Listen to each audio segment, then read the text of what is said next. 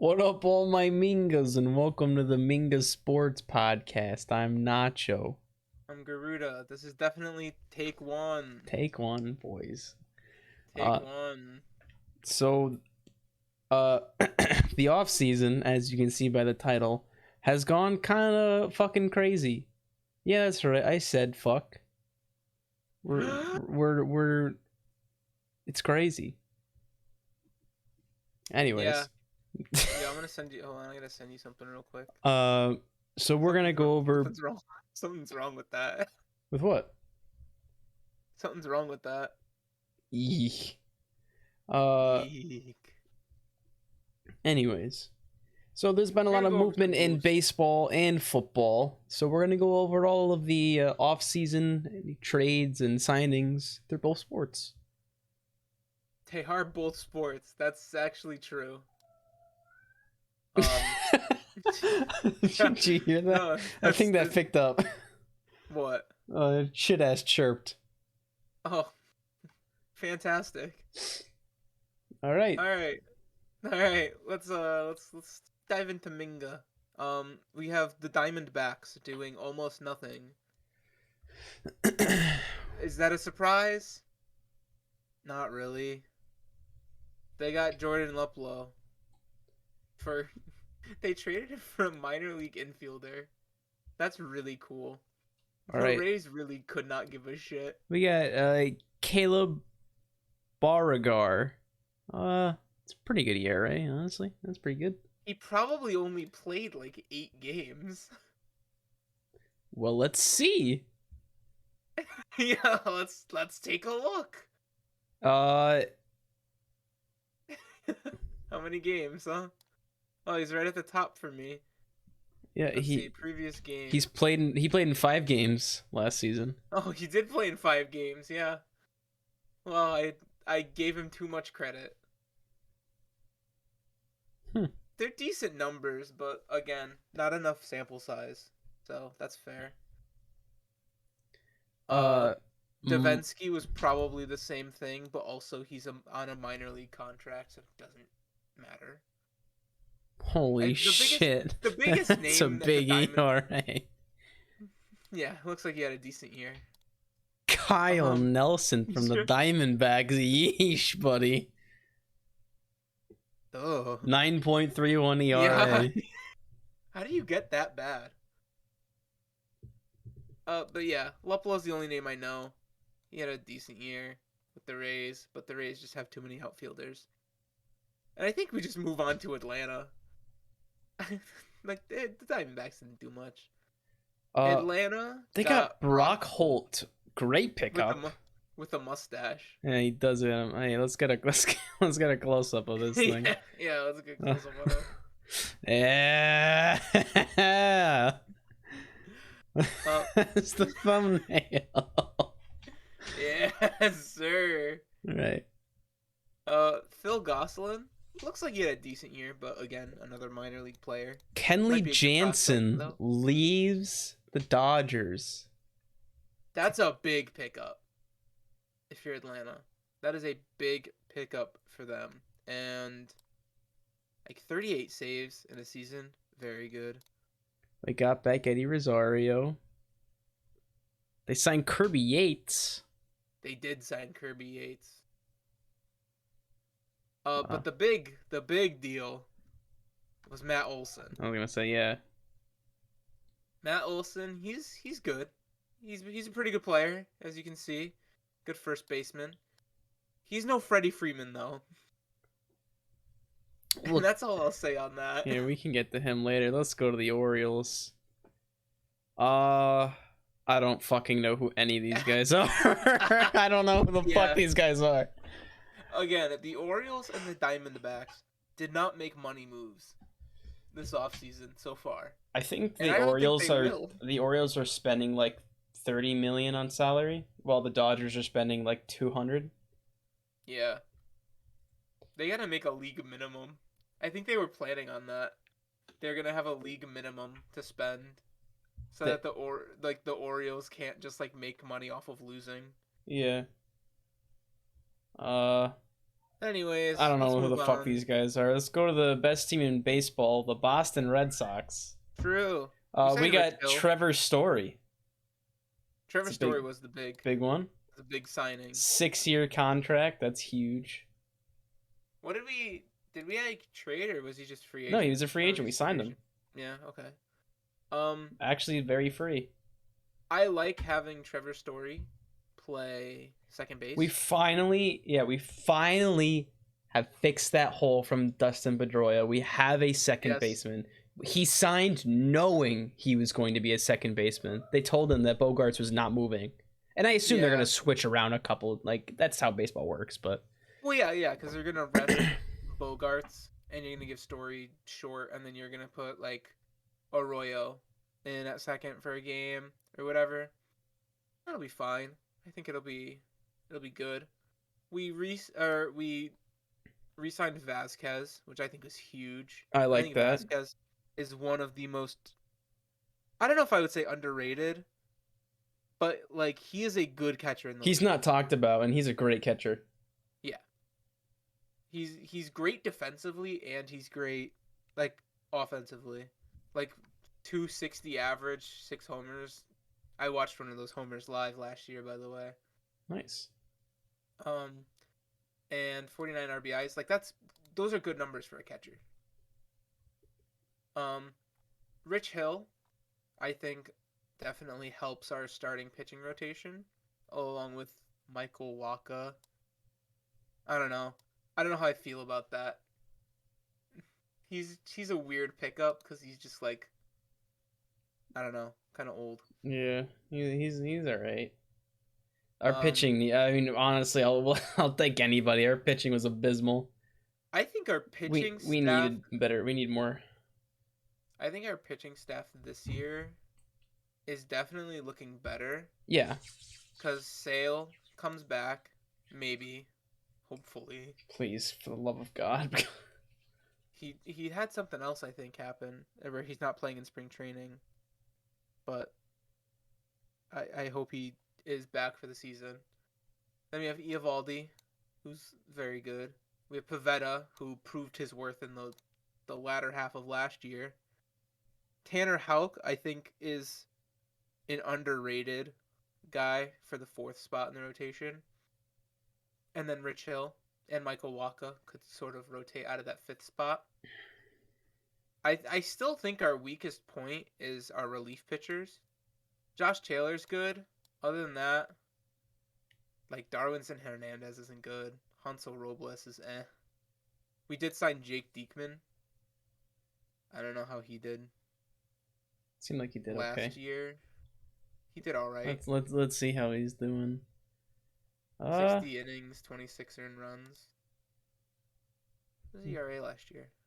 He had a 3.86 ERA. Going back, Chris Sale has a stress fracture in his rib cage and is likely to miss the start of the season.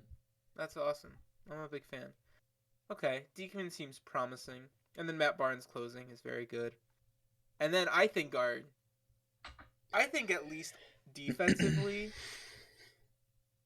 the only hole defensively is probably Rafi, but he makes up for it on offense. And then the only hole I think on offense is JBJ, who we also got from the Brewers. I forgot about that.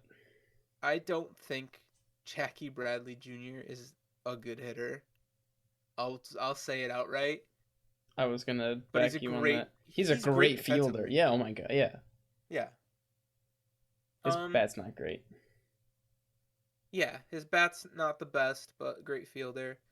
I would have loved to keep Renfroe. I think if we had Renfroe in that spot in right field, this would be a World Series team easily. And I think it still could be, but I mean, we did great last year. Honestly, we did really good. Yeah. Yeah. All right. Now everybody's pissed off that they're not Red Sox fans. We're spending half the episode on. Let's go to the Cubs. Yeah. I don't know any of these people. Let's see. Oh my God. There's 2 pages. I don't know any of these people. So, the only people I know, we got Clint Frazier and Marcus Stroman. Oh, they did sign Seiya Suzuki. Oh, that is correct. I do remember that. They did sign him. Wait. They don't show his picture. I don't know. These guys are work. Oh, sick. Anyways, Yeah, the next Shohei, but he's a big Mike Trout fan, so that's why he wears 27. Did you see that interview that they had with him? I didn't.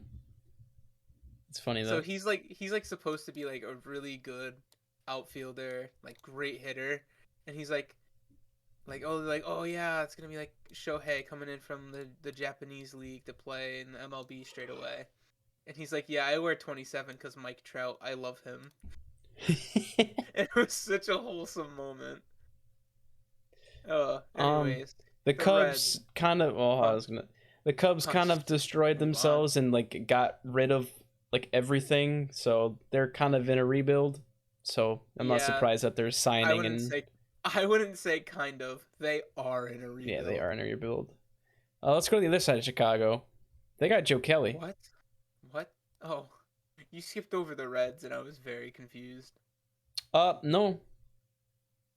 That's how it's. Are you sure? MLB has it ordered like this. I'm on MLB, and I don't have it ordered like that. Well, that's how the alphabet works. Oh, okay, so you see on like the top where it says player position 2021 stats, I hit new team. Huh? I hit the new team button, where like that drop down arrow where it says new team. I hit that and I'm scrolling that way. Oh. So I just hit next, and then it brings me to the next.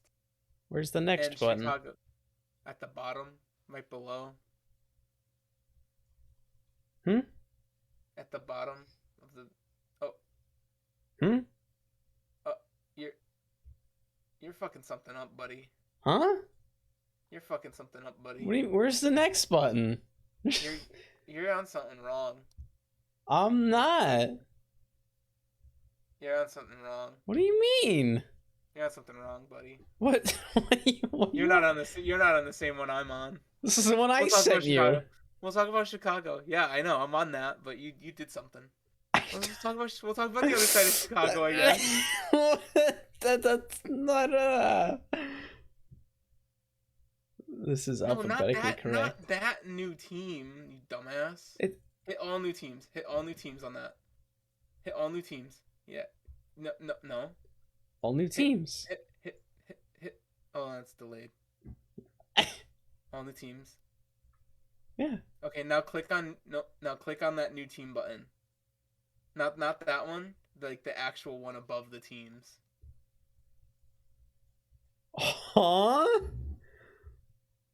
This one? Hold on. Oh, wait a minute. Oh, did you get it?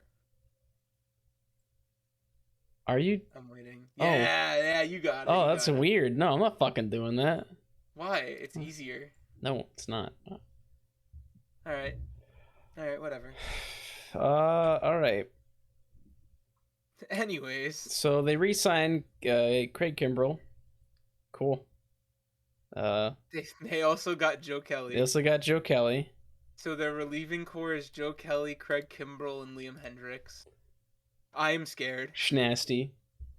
I am scared.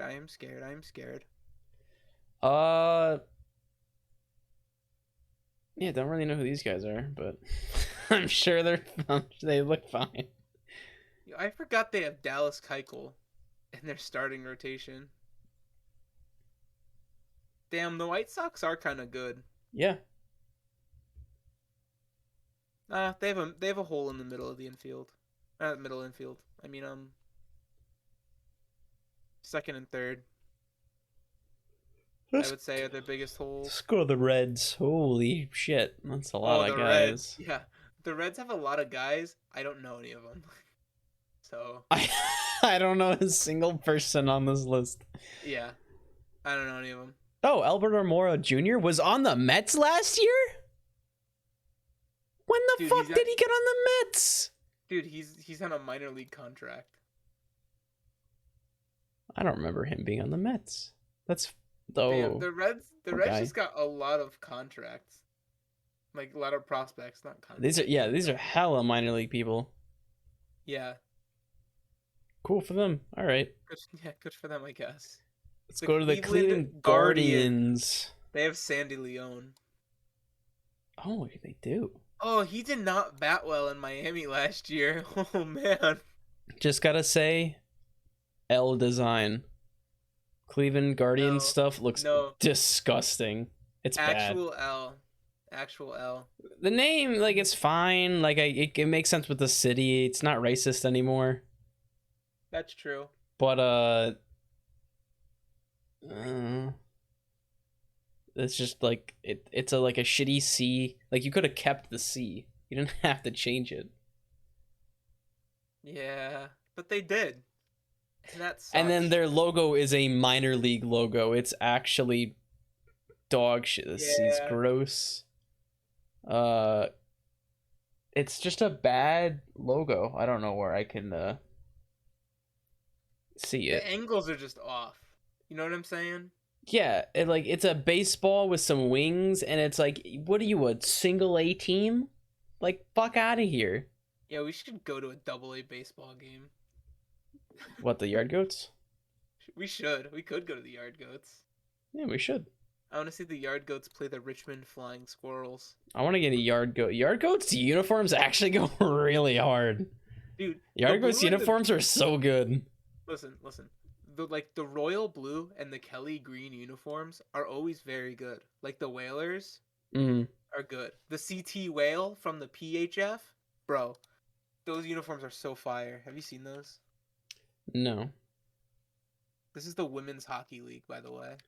I also remember when they were doing the name the team contest for the Yard Goats, and it was like between like the Wasps or Yard Goats, and I was like, Yard Goats is stupid, but now it's like Yard Goats is sick as shit. It is. Hold on, check out these uniforms real quick.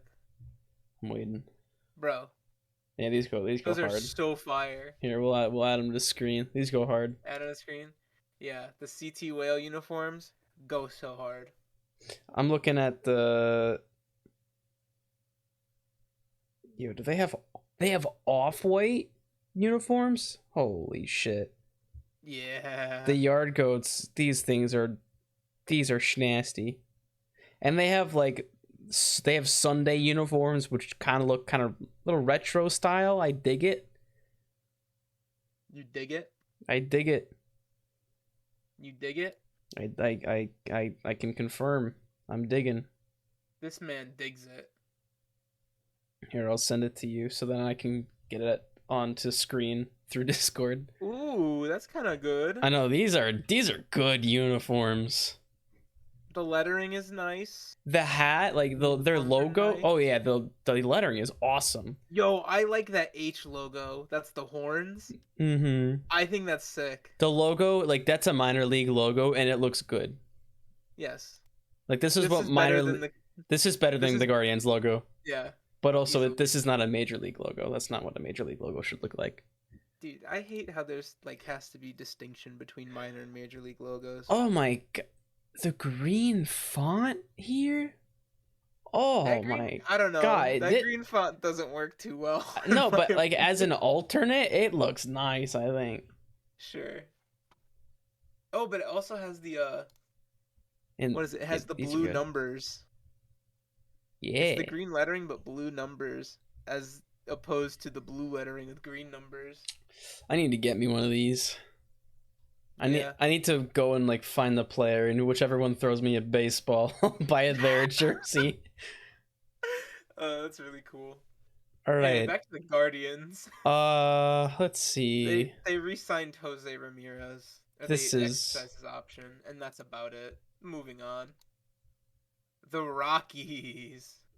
They have Chris Bryant. What the fuck? They signed Chris Bryant to a 7-year contract. Probably trying to get Trevor Story to stay, and he didn't. No, we just traded shortstops with them because they got Jose Iglesias. Who's gonna play shortstop now for the Colorado Rockies. Anyway, It's Moving so on. sad. Chris Bryant's not going to win another championship. Dude, I feel bad for him. I don't know why he would sign with Colorado. Former MVP. He's like, They traded away all their pieces already. He knows he had to have known that Story was on the way out. yeah. Like, I don't know. He could have asked anywhere, and anywhere would have given him money. It had to have been like they offered him the most, and he just didn't want to fucking haggle. That had to have been it, right? Well, he's also from Vegas, so it's close to home. Go to fucking like L.A. Go to the Angels or something. Go to the Oakland. Chris Bryant in an A's uniform would kind of look fire. All right, moving on. The Tigers. They got Javi They got Javi a while ago. They made money moves. Yeah. They got Javi like right as free agency started before the lockout. They also got Erod before the lockout. They did. They got Pineda from Minnesota, who pitched a couple good games last season. Couple relief guys, and one of them in the minors. Not much going on, just like a lot of big moves and nothing else. Yeah. Houston didn't have a lot of moves either. Astros, they re-signed Verlander to a 1 year. He's leaving after this year then. Dude, he is gone. If they don't win, he's gone. And I don't think they're going to win because they've like lost a lot of players. Signed a couple minor league guys, and then they got Hector Neris. Not a bad year in Philly for him. The Royals, they got Greinke back. Greinke signed there for 1 year. Dude, the Royals are going to be good. It's the only name I know here. The Royals are going to be good, I think. They have baseball's #1 prospect in, I don't know. I saw They have Andrew Benintendi. They do have Benny. I almost bought a Benny jersey right before he went to the Royals. Really? And I would have been so pissed. I would buy a Benny KC jersey. Oh, I like Royals jerseys go very hard. Yeah. I would buy a Benny KC jersey. Who else is on the Royals? Let's take a look at their depth chart real quick. Wait, how is Zach Greinke their second in the rotation? Who is Brady Singer? I have not heard of this guy. He went 5-10 last season with a 5 ERA, 131 strikeouts. And he's the first in the rotation over Greinke. That's really cool. Salvador Perez. Bobby Witt Jr. has been kind of slamming. That's the guy, the baseball's #1 prospect. Oh, he's been slamming in spring training recently. And I think, he's going to get his call this year. Benny in left. Whit Merrifield in right isn't bad. Hunter Dozier as a DH is a good hitter. So they're on their way up, I think. Their only problem is that they are in a division with the White Sox. Yeah. And that sucks. And the Twins. But I don't know. Twins haven't made much moves. Let's go to the Angels. Oh, holy fuck, that's a lot. The Angels got a big list. Yeah, they got Noah Syndergaard a while back. Kurt Suzuki. They got Michael Lorenzen went to the Angels. Oh, nice. He did. I sometimes forget Kurt Suzuki is still in the league. I don't know who any. I often forget Kurt Suzuki's still in the league. How old is he? 38. This guy. Andrew Velasquez. When's the last time he pitched? Yeah, it's been a while. Wait, when was actually the last time he pitched? Oh, he did play in 2021. Why didn't it say that? Oh well. Moving on to the World Series champion Dodgers. Ooh. They signed big one, Freddie Freeman, to a 6-year deal. I don't understand this move. I just straight up don't understand this move. I don't know. Like, I understand he deserves every penny, but like, why? You were the Braves guy, and you left. I think the Dodgers actually just have too many people. They're just signing everyone who's good. They actually just have too many people, like too many good players on their team, to where all of them are gonna start leaving in free agency next year, or they're gonna get like traded or probably not traded, but they're gonna like be leaving in free agency because they're not gonna like Max Muncy isn't in the depth isn't a starter in the depth chart. One of the greatest infield players that the Dodgers have had in a while. Yeah, because they got and Freeman. He's not even Because he was he was first base. at first, yeah. Yeah. Or no, actually they're putting him on the DH. Freeman? Yeah, or Muncy. Oh. Yeah, that works. He's a pretty good bat. Dude, I don't know. I mean, I would be pissed if I was thrown on only DH. Dude, I wouldn't give a shit. If you're a good batter, you're like, oh, all right, I guess I'll just bat now. Don't have to worry about field practice. They got Clayton Kershaw back for another year. That's not really a surprise. How old is Clayton Kershaw? Old.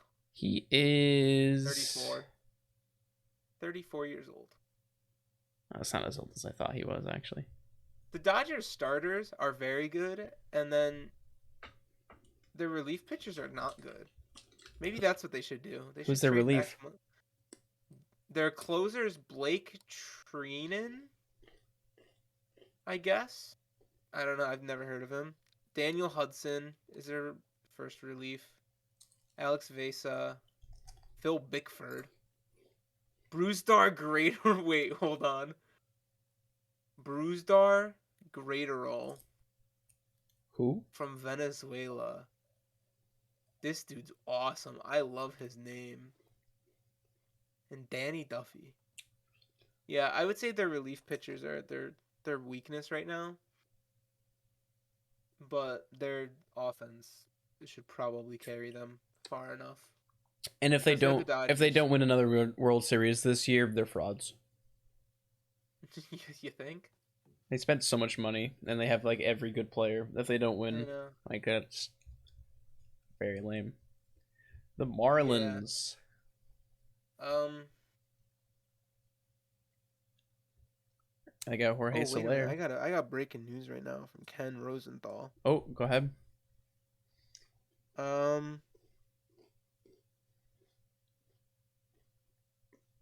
Giolito is looking at leaving the White Sox because they cannot agree on a contract extension. So Giolito, who could possibly be an ace for like half of the teams in the league right now. Just something to keep an eye out for. Where were we? Miami? Mm-hmm. Jorge Soler. Joey Wendell. Avisal Garcia. That's it. I don't know. The Marlins are actually on the rise. They have a lot of good prospects. They did decent last year. They made the postseason last year, didn't they? No, I don't think so. They did. I doubt it. Huh. No. They went 67-95. What? Oh, what did they do last year? Hold on. Nothing. They didn't do anything last year. No, hold on. Dude, the Marlins haven't been good since like 2001. You know what they did? Derek Jeter stepped down. That's what they've done. What are you thinking of? I don't know, man. They did. Who made the postseason last year? No, I am looking at it right now. They did something. I don't think you're right. They did something. Miami never does anything. They did. Last year they did. Like what? I don't know. Something. I'm scrolling deep into the ESPN news list of what. I am too. Of what they did. They did something last year. No, I don't think you're right. I think they did. I don't know what they did, but they did something of like importance that was like they haven't done in a while. Probably had like almost a winning season.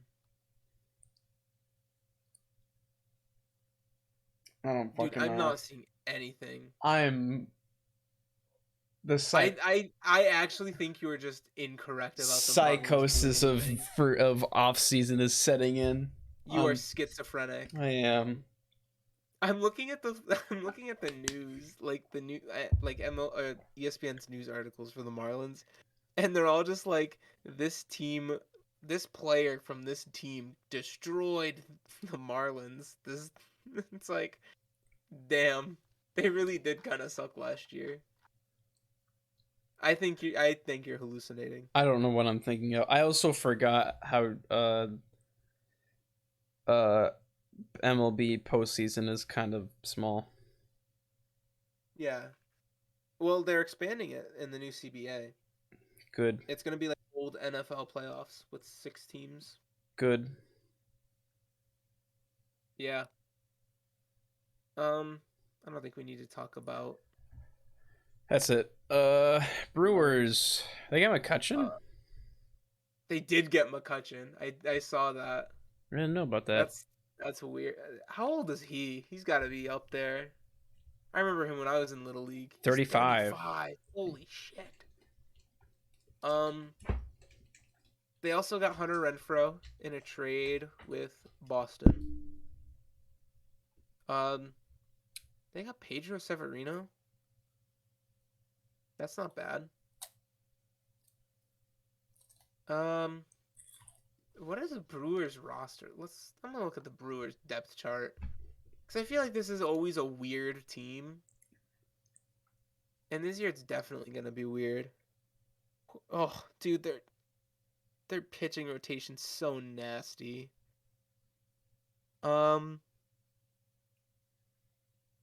have Luis Urias and Willy Adames, Yelich, Lorenzo Cain, Hunter Renfroe, and Andrew McCutcheon in the outfield. Dude, the only issue with the Brewers right now is the right side of the infield. Wait, when did Hunter Renfroe get traded? We traded him for JBJ and 2 prospects. Oh. Yeah, that's what I'm saying. The JBJ trade was unnecessary because we should have just kept fucking Hunter Renfroe. You know what I'm saying? Yeah. I'm still pissed off about that.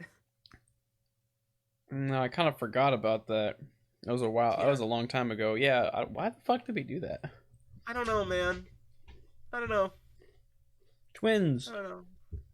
Carlos Correa signed there. That was a baffling decision. I don't know. Everyone was kind of freaking out about it. I'm just like, that's just a weird team to sign with. But they're like hoping to get a championship soon, I guess. What was the Braves record Braves? The Twins record last season. They barely missed the postseason, I think. Let's see. They sucked last year. They were 73 and 89. Oh. Oh, they had so much hype, and then they got injured to hell and back. That's what happened with the Twins last year, if I'm remembering correctly. Yeah, I was gonna say I thought they were supposed to be like wicked good last year. They were. Their team just kind of looks like shit right now. I can't lie. They did get Gary Sanchez and Gio Urshela in a trade. Oh yeah. With the Yankees. Yeah. And who did they give up? It was Josh Donaldson. It was Donaldson, I think. Yeah. Yeah. They got Sonny Gray. I forgot he existed. Yeah, they're looking okay. But the White Sox are just gonna win their division, and then the NFC East, or not NFC, AL East is just gonna fill out the rest of the playoff spots. So rip the Twins. Chichi Gonzalez. I like that name. I was gonna mention it before, but I didn't want to make fun of him. I like Chichi Gonzalez. Then... Oh, his real name's Alexander. He went to Oral Roberts. Oh, that's cool. Mets. They got Mets made fucking power moves. They got Adam Ottavino. They got Max Scherzer. They got Chris Bassett. They Eduardo got Escobar, Starling Marte. Mark Canha. Like, I'd be scared of the Mets if I were in the NL East right now. Because you saw the Braves are not improving. The Nats are the fucking Nats. They got rid of their potential last year. Miami's Miami. The only contender in the NL East right now with the Mets is the Phillies. Yeah, the Phillies are actually making moves. They're doing pretty good. Yeah, I like the moves the Phillies have made, but I would be scared of the Mets just because their pitching staff. Oh God, is so disgusting. Who's their closer? Edwin Diaz, not bad. Ottavino's not even labeled as their closer. That's tragic. Let's go to the Yanks. They re-signed Rizzo. Wait a minute. Time out. Go back to the Mets. I want you don't look at anything. I want you to guess who is the starting DH for the New York Mets right now on ESPN.com.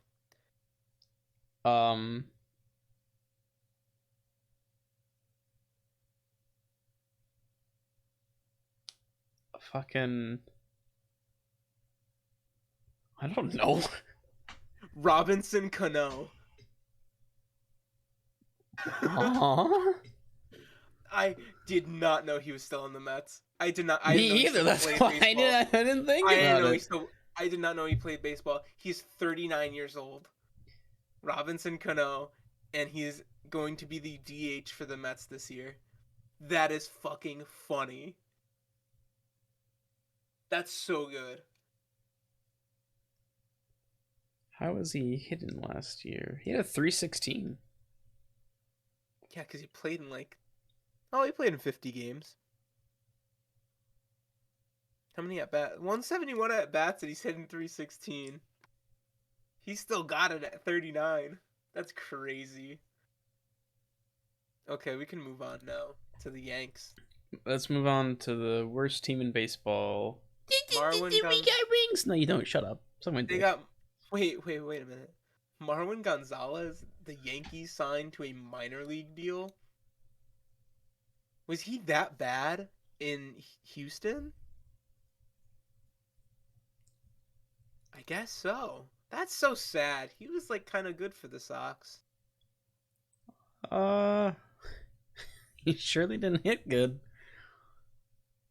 He was a good defensive player. He was okay. But the Yanks signed Rizzo to a 2-year. That's weird. They got Donaldson in the trade. I thought Rizzo would just be there for a minute and then leave. I like Rizzo. He's a cool guy. Yeah. Come play for the Red Sox. Hey, we do need a first baseman. Yeah, that's why I said it. I think that's probably our biggest hole right now. Dahlbeck's good. Don't get me wrong. Oh, yeah. What is the Yankees lineup? Oh, God. Oh, this is weird. Also, have fun not having Aaron Judge at any home game because you have to be vaccinated to play in in New York. Oh, they are? Everyone's making a big fucking deal because they're like, Tyreek can play. They're lifting it next week. Whatever. He'll play. I'm worried about their shortstop. Who is Isaiah Kinner-Falefa? Who? That's what I just said, bro. I do not know who this player is. Oh, he's a natural third baseman, but he's playing short. That's cool. 27. Let's see his 2021. He played for the Rangers. Oh, that explains a lot. He played a full season for the Rangers. He had a 271 average. 172 hits. 8 home runs, 53 RBI. Okay, not terrible. I've just never heard of this guy because he was on the Rangers. Yeah, so the Yankees have a hole at catcher. And because I don't know who Ben Rortvert is, but they traded away. Oh, and isn't Luke Voigt on the Padres? Luke Voigt did go to the Padres. All right, let's go. Oh, I forgot the Yankees got Garrett Cole too. They do? The Yankees got Garrett Cole. Well, wait. I don't remember how, but they did. Was he there last season? Yeah. Oh, wait. I was going to say, wait, he signed a huge contract last season. I don't remember. No, he did not pitch great last season. Yeah, that's what I was A saying. 9-year, 324 to pitch like he did last season? They're paying this dude for 9 years to pitch a 3.3 ERA. That's awesome. That's such a good contract. 30. That's 36 a year. I love that for them. To pitch a 3.3 ERA all season. I was gonna say he wasn't great last year. Holy shit! Oakland did nothing. Oh right. Yeah, they are Oakland. I don't know who the fuck any of these guys are. Dude, they signed like 3 minor leaguers and traded for minor leaguers. they got Sheldon. They did get Sheldon. What does their lineup look like? I'm like scared to look at this because I don't think I'm gonna know any of the names. Let's see, Oakland Athletics at depth chart. I don't know any of their pitchers. I know Tony Kemp, Elvis Andrus plays short for them, and those are the only names I know. The A's are throwing. A's are gonna be the worst team in baseball this year. Behind the Orioles. Yeah, but if every player on the team has a mustache, then they'll win 3 back-to-back World Series. That's true. That's true. Let's go down to the Phillies, who got Nick Castellanos and Kyle Schwarber. Holy shit. Those are some good moves. Also, Castellanos, was he on like a short deal with the Reds? Or I don't know. Like, I don't know what was going on. I figured he was going to be a Red for a while. He wasn't. Yeah, I know. I like this move for the Phillies because now you have Harper and Castellanos and Schwarber. No, they're probably not going to put. They're probably going to make Schwarber their DH. Actually. Oh. Huh? What? Yeah, he signed a 4-year, $64 million with the Reds. He only played 2 seasons with the Reds. He probably backed out of the deal. Oh yeah. Dude, it didn't say if it had a opt out. The Phillies are kind of looking nuts. They have Zach Wheeler and Aaron Nola in like their starting rotation. JT Realmuto is like a very good catcher. Rhys Hoskins at first. I know I had Realmuto as my fantasy catcher last year, and he gave me like the most points out of anyone. Gene Segura at second. So like the right side of the infield is a little sketchy, but they're still like good. Alec Bohm at third. Didi Gregorius that's short. That's so weird. I forgot he was there. It is so weird. And then they're gonna have Castellanos, Bryce Harper in the outfield, Schwarber at DH. I like that. I like that team offensively. I think they could pick up a starter and a reliever here or there, but I think they're going to be fine. I think the Phillies are going to compete with the Mets for the AL East. Or not AL, NL East. Who won? Who won it last year? Yeah. The Braves. Oh, fucking duh. You know how the Braves are in that division? No, I forgot how they fell off. Yeah, they traded away everyone. All right, next. What do we got? San Diego. No, we got the Pirates. Wait, what? We got the worst team in baseball. Yeah, let's see what the Pirates did real quick. I don't know any of these names. All right, San Diego. This is true. I don't know a single one of these motherfuckers. Let me look at the Pirates depth chart real quick, and I'll let you know if I know literally anyone. Nope. I actually don't. I actually don't know. He's Michael Chavis. No, Who? this poor guy, Chavis. He was on the Who? Sox. He was on the Sox. The Sox. Hold on, let me go. I'm going to Oh man, that's so bad.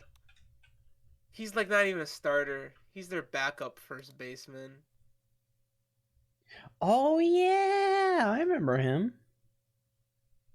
Dude, this team looks bad. Yeah, remember when I said worst team in baseball? It's because they do suck. This team looks bad.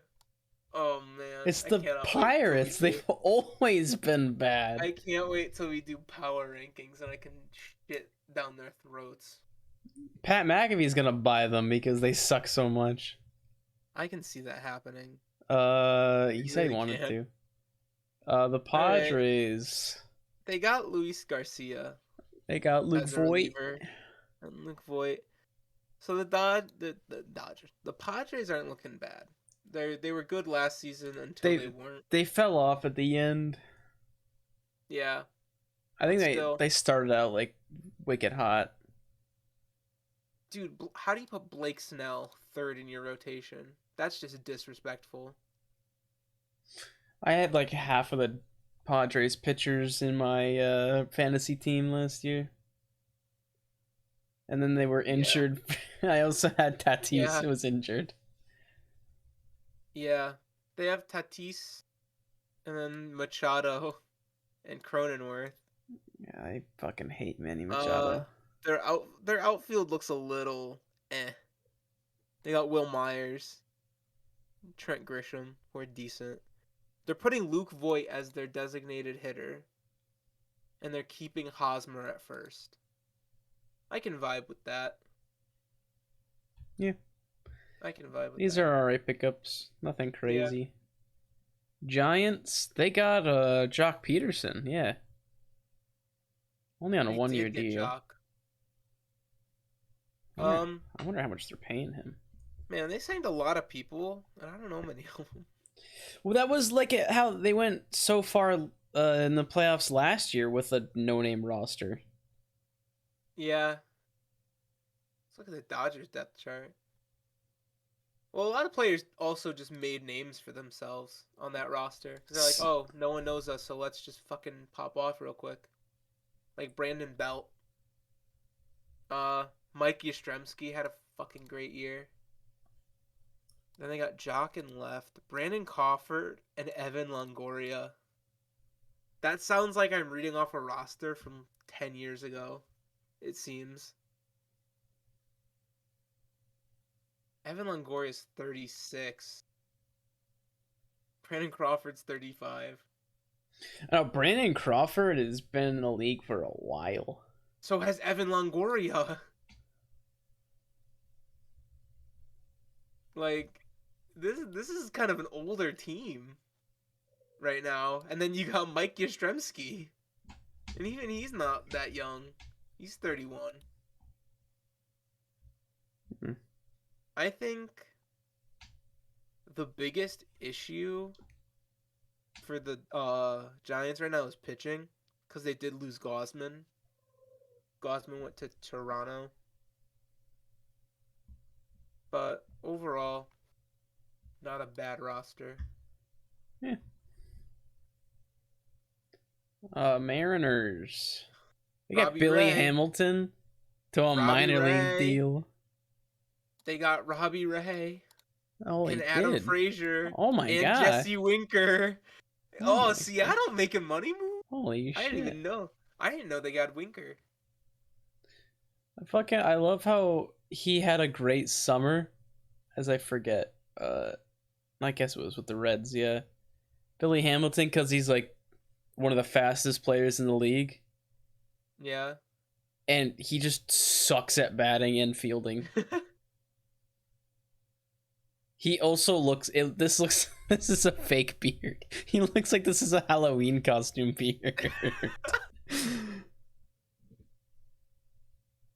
Right. Yeah. I think the Mariners are filling in some holes with this free agency. And if some of their prospects can kind of step up, I think this could be a good roster. It doesn't look terrible. That's interesting. This is an interesting team. All right. The Cardinals. Cards haven't done much. I don't know who these guys are. They've given away a lot of players. Seth MacFarlane. They got TJ. Family Guy. TJ. Yo, they got him. Oh, they actually got Corey Dickerson. He played pretty well last season. Yeah. He played for the Blue Jays. They did. But they just re-signed guys. Yeah. All right. Tampa Bay. Corey Kluber. Mike Zunino. They re-signed. The rest I do not know. Robert. Hey. Let's see. What are the Rays depth chart looking like? I feel like it's definitely getting. Yeah, it's definitely shrinking the amount of talent on this roster. They kept Janino. They have G-Man Choi, Brandon Lau at second, Wander Franco at short, Arozarena and Kiermaier in the outfield, Margot at right, Meadows at DH. Like, it's still a good team, but I feel like it's gotten a little worse compared to over the past couple of years. Yeah. They're definitely decreasing in talent, but they'll be a tough team to face still. I mean, they still got a lot of talent on that team. Yeah. I wouldn't count them out of anything yet. Another team on the fucking they made schmoes. Holy shit, dude. The Rangers are looking incredible this year. Like, incredible. So, Garrett Richards signed in 1 year. Brad Miller coming in from Philly had a decent year. Martin Perez. I shook his hand once. We saw him in a bullpen, and then he gave my friend a ball. Nice. Brandon Workman did not have a great last season, but he has been decent in the past. But the big two, Corey Seeger and Marcus Semien. Oh, man. A 10-year and a 7-year deal. Oh, man. Those are retirement deals. Those are big deals. How old is Corey Seager? I don't know. I'm gonna look. 20. He'll be 37 at the end of his contract. Dude, this depth. The only thing they're missing is like a starter, like a starting pitcher. Maybe a catcher. They got Cole Calhoun and Brad Miller in the outfield. Corey Seager, Marcus Semien, Nathaniel Lau, Joe Barlow. Closer. Who the fuck is this guy? How did I not know about Garrett Richards? Look at this guy. You didn't know Garrett Richards? No. He was on Boston last season. I don't know. To be fair, I don't know baseball players that well. There's a lot of them. We had him as a starter, and then he kind of sucked, so we put him in the bullpen, and he did better. So, yeah. Yeah, I think the Rangers could be a team to look out for this season. And another Jays. And another team to look out for, because the Jays were good last season when they were healthy, and then they just signed Kevin Gausman, who I'm scared to face. Mm-hmm. Kevin Gausman, Jose Barrios, Hyun-Jin Ryu are the three pitchers for the Blue Jays right now. And they have Vlad, Matt Chapman, Bo Bichette, Gurriel, Springer. Wait, Chapman's on the Jays? Matt Chapman plays third base for the Toronto Blue Jays. Oh, yeah. Yeah. Oh, yeah. No, I know, yeah. Yeah. Yeah, the Blue Jays are a good team I'll say it. They're a good team. Let's go to not a good team. You know, they got Nelson Cruz. Huh? They got When the fuck fuck did that happen? A couple days ago. They got Nelson Cruz. It was, I don't know why, it was just so under the radar. No one talked about it.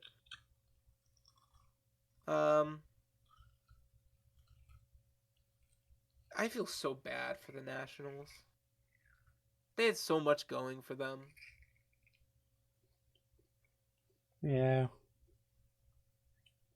Oh, they retired Zimmerman's number, Mr. National. Did they? That's good. Good for them. I like that move a lot. Their starting pitching isn't bad. Strasburg, Patrick Corbin, Anibal Sanchez. Josh Bell is now playing first base again. That's good. Victor Robles, Juan Soto, and the outfield, and Nelson Cruz is the DH. Their infield kind of sucks, but that can be made up for. And Juan Soto doesn't want to resign. I wouldn't. Bro, imagine you got fucking a group of 4 best friends, right? Mm-hmm. And you're all chilling on this one baseball team. You're doing great. You win a World Series. And you do slightly worse the next season. And just, y'all get traded. All your friends get traded. Not a single one stays. And then it's just you. I'd feel like that sucks. Yeah, last year he was offered a 13-year, $350 million. Holy shit. And he said no. Dude, baseball contracts are ridiculous. Yeah. Let's see. Nats.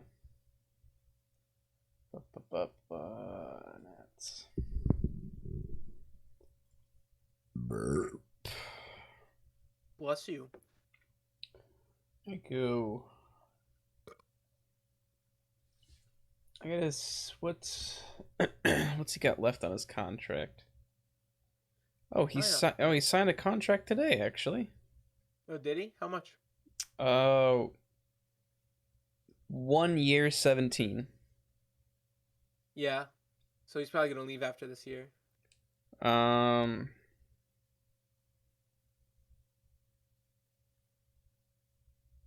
It's a 17.1, and it looks like it's all it's all guaranteed. It's a fully guaranteed contract. Yeah. Juan Soto will be leaving Washington after this year. Yeah.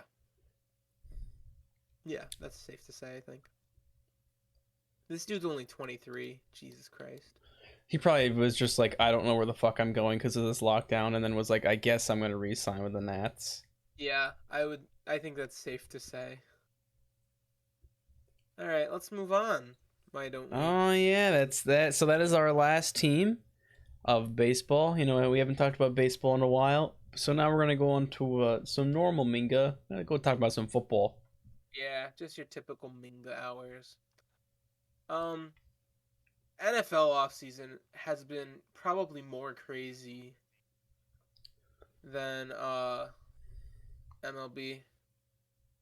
Yeah. So let's go through it by each division. Yeah. AFC East. I like the Case Keenum pickup. Yeah, AFC East, we're starting with the Bills. Case Keenum got traded for a 7th from the Browns. The Bills just don't give a fuck, I feel like. They Mitch left, spoiler. Mitch left, so they needed a backup. In Case Keenum, which Case Keenum played all right last year, so he's a decent backup. Case Keenum is a veteran backup. Like he can show up when you need him to, like the Minneapolis Miracle. I was about to say I did. Yeah, I knew that.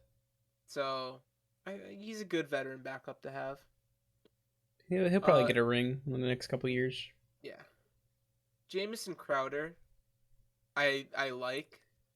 I think he was like underrated on the Jets only because he was on the Jets. But the Bills have totally like reworked some of their receiving core when you like look at it, because like they have Stephon Diggs they kept, and they re-signed Isaiah McKenzie, and then they're trying to put Gabriel Davis way higher. Like last year he was a bench player, and like right now they're probably gonna put him at their 2 or 3, and then Jamison Crowder they're Because adding in he there. popped the fuck off. He popped the fuck off in the playoffs. Yeah. But yeah, they're good. They signed OJ Howard. I like the OJ Howard pickup. Having another tight end next to Dawson Knox that like is a good pass catcher. Where's OJ Howard out of, do you know? What, like college or no team? He was on the Bucks before Gronk. Oh yeah. And then I don't know where he went after that, but again, still good. They signed some interior offensive linemen, I should say. Because the Giants stole like 2 offensive linemen from them, which I think is really funny. Bills fans might not, but I don't know how they played. They got Shaq Lawson from the Jets. But the big one is Von Miller. I think it's safe to say Von Miller was the big one for the Bills this offseason. 6-year, 120. He's ending his season there, or he's ending his career in Buffalo. First off, he's old. Yeah. And you know, he probably has like 2, 3, maybe 4 pushing it years of stardom. I would say 3. I would say 3 more great years, and then he's like, you're gonna see a hard decline in the latter half of this contract, which he plays a tough position. You know, that ages your body really quick. That outside linebacker spot, like, I want to say the average retirement age for that is what? It's got to be like lower 30s, right? I was gonna say probably around there. Lower 30s, maybe high 20s. Von Miller. Let's see, how old is Von Miller right now? He is 32, so he is at that age about, and he signed a 6-year deal, so he'll be playing until he's 38, which will be unlikely. It will also be the oldest defensive player. Yeah, which is why I'm saying it'll be unlikely if he plays through his entire contract. I think I saw something that said within the last like couple of years, the oldest defensive player was like 36. And Von Miller will be 38 when his contract ends. And this contract, I mean, the Bills are in a great spot. They're in a great spot to do it. This contract is useless unless they win a championship. If they don't win a championship within the next like 3 years, waste. It's a complete waste. I think Von Miller's gonna win his 3rd, and then he's gonna go to the Hall of Fame. I agree with you. I think that's what he's gonna do. Like this Bills defense, scary. It's so good. I hate being in this division. Like Gregory Rousseau out of Miami last year.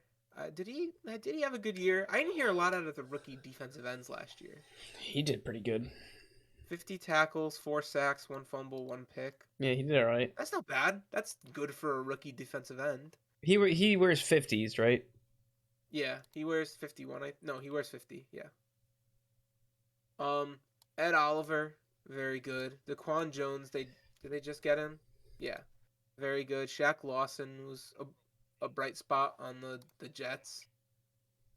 Tre'Davious White, Jordan Poyer, Micah Hyde in the secondary is very good. Like, this is just oh my god, the Bills secondary. Defense. Oh my god. I think they need to pick up a second cornerback, but I still don't like. I don't think they're gonna like be slacking in the defensive department at any point this season. maybe secondary depth, but that's about or cornerback depth, but that's about it. The Bills are good. Let's go on to the Dolphins. Dolphins made money moves today. They did. And I got something to It's say there. about it. Hold on, let's wait. Let's get there first. Teddy B to back up Tua. I like the that. deal. I like how they're saying Tua is finally our guy. They're finally saying Tua's our quarterback. Yeah, they should. They gotta like at least give the guy a chance. You know, Mm-hmm. he hasn't had much. He hasn't had much to play with. But I honestly think the Dolphins have been the biggest winner in free agency this year. Chase Edmonds, was he from Washington? Cardinals. Cardinals. Oh, I don't remember. He was on the Cardinals last season, backing up James Conner. Who am I thinking of that's on Washington then? Antonio Gibson. Probably that's him. Probably. J.D. McKissick, one of those I don't know. guys. I'm confusing him with, but yeah, and they got Raheem Mostert from the Niners. He's good if he can like stay not knee explodey. Yeah. You know what I mean? This fullback I've never heard of. I like the Alec Ingold pickup. I knew you were gonna say, "Oh, it's a fullback never heard." I like the Alec Ingold pickup. He was on the Raiders. I don't know who that is. He was on the Raiders last season. He's one of like the three. And that makes sense why Josh McDaniels had to steal our fullback. Yeah. Fucking asshole. I would say right behind Ricard for the best blocking fullback in the league. Like, and it's pretty close right behind Pat Ricard. But I like the Ingold pickup. I think, especially since they beefed up their offensive line a little bit, their run game could be really good. Especially with Mostert, who's like the fastest running back in the league right now currently. No, that's Debo. Nah, he's a receiver. Speaking of receivers, earlier today, the Kansas City Chiefs have traded wide receiver Tyreek Hill for a 2022 first, second, and fourth, and a 2023 fourth and sixth. And Tyreek Hill's new contract is a 4-year, $120 million, 72 guaranteed. Holy fuck. I hate it. I know I just said Miami's the winner of this offseason, but this move makes zero sense, right? Disagree. You think? Because I know what you're going to say, but go ahead. I'll talk about it. Let's take a look at Miami's receiving core before Tyreek Hill, all right? Who do we have? We had Jalen Waddle, Devontae Parker. They signed Cedric Wilson. Those are 3 good receivers, all right? You have the 2 good running backs, and Myles Gaskin is still on this team, so you have 3 good running backs. Then you got Mike Gesicki, whatever. Very good tight end. They franchise tagged him. You have so many weapons. Why do you need Tyreek Hill? Why did you give up so many picks for your future for Tyreek Hill? Oh, never mind. I thought you were going to say something else. What did you think I was going to say? The trade. He's not a good receiver? No, I have said that in the past. The Jets offered him less, or offered the Chiefs less. Oh, what? Wait, what? Yeah, the Jets offered like I think a first and 2 seconds, or 2 firsts and a second. The Jets offered 2 seconds and a third this year. I thought they offered a first and 2 seconds. No, they did not. They didn't offer their first this year, which I thought was hysterical. Oh, I thought the they Jets did. For Tyreek, they didn't. The Jets offer, I think I saw on Schefter's Twitter, was like 2 seconds, a third, and a fifth for Tyreek and a fourth. But they were like open to trading number 10 from the Seahawks, like 10th overall. I don't know. But then, I don't know. I don't think the Dolphins should have given up this much capital for Tyreek Hill. Oh, God, it is so much. That's so much. But especially when you look at it, the Dolphins they still have 2 first-round picks next year, I think. Yeah, I think they have 2 first-round picks next year, and they still have 1 more this year. So, I don't know. They have enough, but I still think it was a very unnecessary trade for the Dolphins, and I think it was a big fucking Wait mistake a minute. for the Chiefs. How much is Adams getting paid? Devontae Adams? Adams 140? got paid more. Yeah, Adams got paid more. Adams got Because Adams got 5 year, like 160, I think. the problem with Tyreek is Tyreek wanted to be the highest paid receiver in the league. Kansas City, yeah, it's a 5-year 140. 5 year 140. Oh, So that's like so it's a bit less. How much of it was guaranteed though? I thought uh not guaranteed. Oh no, of he didn't. Oh, none of. Oh, of I don't know. Adams, I don't um know what I'm saying anymore. 66, about just below 66. No, so Tyreek is paid more, but that's wrong. But whatever. Anyways, he wanted to be the highest paid. They paid. I'm still pissed that they pay Patrick Mahomes this much money. They can't fucking afford that. The Chiefs can't afford that. So Tyreek says, "No, I don't want an extension. I want to be traded." And Tyreek wanted to go to the Dolphins. I don't know fucking why. Guess I would have rather gone skinny there than ass guy is gonna have to learn how to pass block. I would have rather gone there than the Jets. Yeah, but Tyreek is a guy where you send him downfield, and he catches it. Tua can't throw that far. What Tyreek's gonna have to do is the yards after the catch. Yeah. But So here's my problem. I think the biggest problem. If the Dolphins want to give up some capital, get another guy who like might not even be useful, whatever. The Chiefs now have Juju Smith-Schuster as their number 1 wide receiver, Mecole Hardman as their second, and Josh Gordon as their third. the Chiefs went from The Chiefs absolutely maybe winning the division to you're not. No way. I'm gonna say this right now. The Chiefs will come in dead last in the AFC West this year. I will say that right now. And you can quote me on that. The Chiefs will come in dead last in the AFC West this year. I don't care if you have Mahomes. You don't have the weapons for Mahomes. You have Kelsey. Juju's not a number 1. Mecole Hardman's not a number 2. Josh Gordon's washed. I was so excited for Juju because he's a great number 2, and Juju's as a 1 and 2 would have been fantastic. Yeah, because Juju has a very good completion percentage on third down. Yeah, Juju is a natural wide receiver 2. Tyreek is a natural wide receiver 1. That matchup is perfect, just like that, perfect.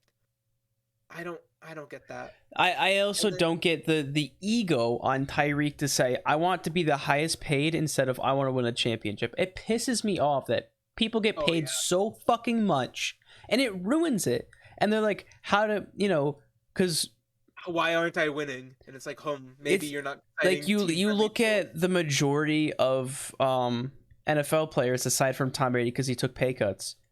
A lot of quarterbacks won the Super Bowl on their rookie deals because they weren't getting paid shit because they could pay everybody else. Yep. And then your Patrick Mahomes, you getting $500 million, which, that sounds awesome until you realize you can't fucking pay anybody anymore. Yeah. I mean, their defense has kind of gone downhill too. They lost. Yeah, they didn't even bother to fucking sign Honey Badger. Honey Badger is left up in the air. He has no fucking clue what's happening because they just signed another safety. The only really big. I mean, Justin Reed is a good safety. He is a good safety, but like not even saying no, we're not going to sign Honey Badger. Just sign someone else. Yeah, the Chiefs have Chris Jones and Frank Clark in their front 7, and that is it. Their secondary is fine. I can live with their secondary. Juwan Thornhill, L'Jarius Sneed, Rashad Fenton. I can live with that. Their front 7 is not gonna cut it. Chris Jones and Frank Clark being the only names, and Frank Clark just signed a big deal too, didn't he? I think he just re-signed a fairly large deal. Let's see. Uh, 2-year, $29 million, with like $40 million in incentives.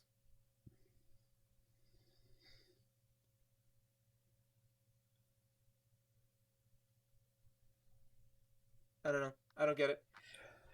All right, well, let's go through the rest of. We can yell the Chiefs more when we get there. Yeah, I'll praise the Dolphins a little more now. Teron Armstead and Connor Williams, goated pickups. Oh yeah, those are amazing pickups. Huge pickups. The Emmanuel Ogba re-sign, very good. Mm-hmm. I don't know any of these linebackers, but if they're good enough to get re-signed to 1-year deals, that means they're good enough for me. I think the Dolphins could make a push at the Bills for the AFC East title this year. I disagree. I think the Bills got it.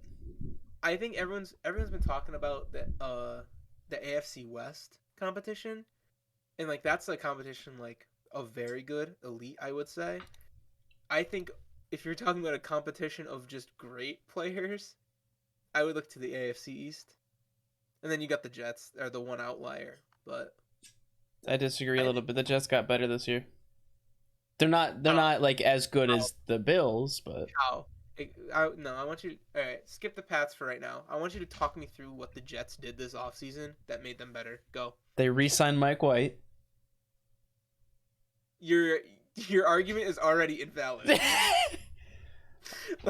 like they got CJ Uzama. They re-signed Braxton Berrios, who had a great season last year. I don't think Berrios is a natural one. Oh no, he's not, but he's a great kick returner. Have you seen his kick return highlights? No, he's a good returner and he's a good 3. But I guess you got Corey Davis and Elijah Moore taking 1 and 2. So I mean, I'll give you a pass on that. Okay. I'm not saying that the Jets are gonna be a great contending team. I'm just saying they got better than last year. Yeah. I feel like that argument got mixed up. Keep going. No, keep going. To the whole team? Yeah, keep going. You're doing great. You're on a roll. Am I? Keep going. Yeah, sure. They re-signed Tevin Coleman. I don't know who the fuck that is. Gotta be honest. Good. He backed up, or he was the starter, and then he got injured, and Michael Carter took over, and then had one good game, and then I'm pretty sure he got injured. So then Tevin Coleman took back over. He's a good running back. He was on what other team was he on? He was on some other team before the Jets, I think. Unless I'm actually crazy. Career stats? Thank you. He's on the Falcons and the Niners. Yeah, that's what I thought. Anyways, continue. They re-signed Connor McDermott. Don't know lineman that well. That's what I'm working on. I like Laken Tomlinson. I was about to say they got Lakeland Tomlinson, 3-year, $40 million deal. They got Nathan Shepard out of free agency. That's pretty nice. I don't know who that is. The name sounds pretty familiar. Sure, we'll go with it. Let's see who is Jacob Martin, 3-year, $13.5 million guaranteed. Not bad. I don't know who that is. I like the Jordan Whitehead pickup. I was about to. Yeah. I think safety is a big. Just the secondary is a big hole for them, and picking up Whitehead and DJ Reed was pretty good. Pretty good. I really like how the Jets have 2 Michael Carters on their team. They also, I saw a press conference. I think CJ Uzama might be just a Jets fan because he seemed very hyped to be there. No one's hyped about being on the Jets. That was fake. Well, he obviously, went there for a reason. I mean, he's only making $8 million a year, so. Yeah, I guess. Now here's time for me to cry. The Patriots have not been making too many moves in free agency. We re-signed Brian Hoyer. I like that. Oh, decent backup. I mean, who else is gonna back up Mac Jones? I don't know. We got Ty Montgomery because we need another fucking back. Of course. We re-signed James White. I like that. He, got injured in like game. It was midway through the season. 2? It wasn't that early. Yeah, it was. It was like week 4. That's pretty early. It's not that early. Oh, You well. still got 3 good games out of him. Yeah, I like that re-sign. We got Trent Brown back. He's a big fucking dude. I like that because our O-line was very much falling apart. Wait a minute. I'm looking at the Patriots depth chart right now. Yeah. You guys do not have Ty Montgomery as a running back. What is? You have him as a receiver Oh. and a kick returner. Oh. So Okay. That's funny. Let's see. Oh yeah, we trade. Hold on. Going ahead. I don't know who this James You got a backup interior lineman. Yeah, that's why I don't know he's him. not. He's not a backup. He's a starter for right guard right now. We re-signed Juwan Bentley because he had the best season of his career last year. You got him at a deal too. Yeah, I know. 2-year, $9 million. That's a steal for what Bentley put up. We traded Chase Winovich to the Browns for Mac Wilson. I didn't like that, but yeah, I think Winovich is better than Wilson. I would have preferred to keep Winovich. Yep. Malcolm Butler is coming back to the Patriots. He signed that today, a 2-year contract. That's kind of nice. So you lose J.C. Jackson and Stephon Gilmore and have to pick up a washed wide receiver. A wide receiver? Or cornerback, I mean. Yeah. Hey, dude, that would have been such a hype fucking roast if I hadn't fucked it up. Yeah. All right. We got Terrence Mitchell at a free agency. That's all right. We re-signed Devin McCourty because he's a decent safety. A good safety. Okay. I would put him in the good category. It's slightly above decent. Nick Folk, good kicker. I was going to say, we re-signed Nick Folk. I was very scared when I heard talks about people wanting Nick Folk. I was like, for the love of God, please stay. Listen, bro, listen. As someone who the best player on their team right now is the kicker, I'm glad I got him on. I'm glad we got our kicker on like a 4-year deal or something like that. We have Graham Gano on like a stupid long deal for a kicker. And then we re-signed Matthew Slater because he's just, I don't know. That's just a must. He's just a must. Yeah, you just kind of gotta have him. Not even to like for his play, just for his locker room presence, I think. Because he is he's probably the biggest leader in the locker room from everything I've seen. And he's Pro Bowl, oh yeah, he has some hype pregame speeches. Yeah. Perennial Pro Bowler. Yeah, he's Pro Bowl, I think. He didn't Pro Bowl only one time in his career. Yeah. All right, we're moving on to the AFC North.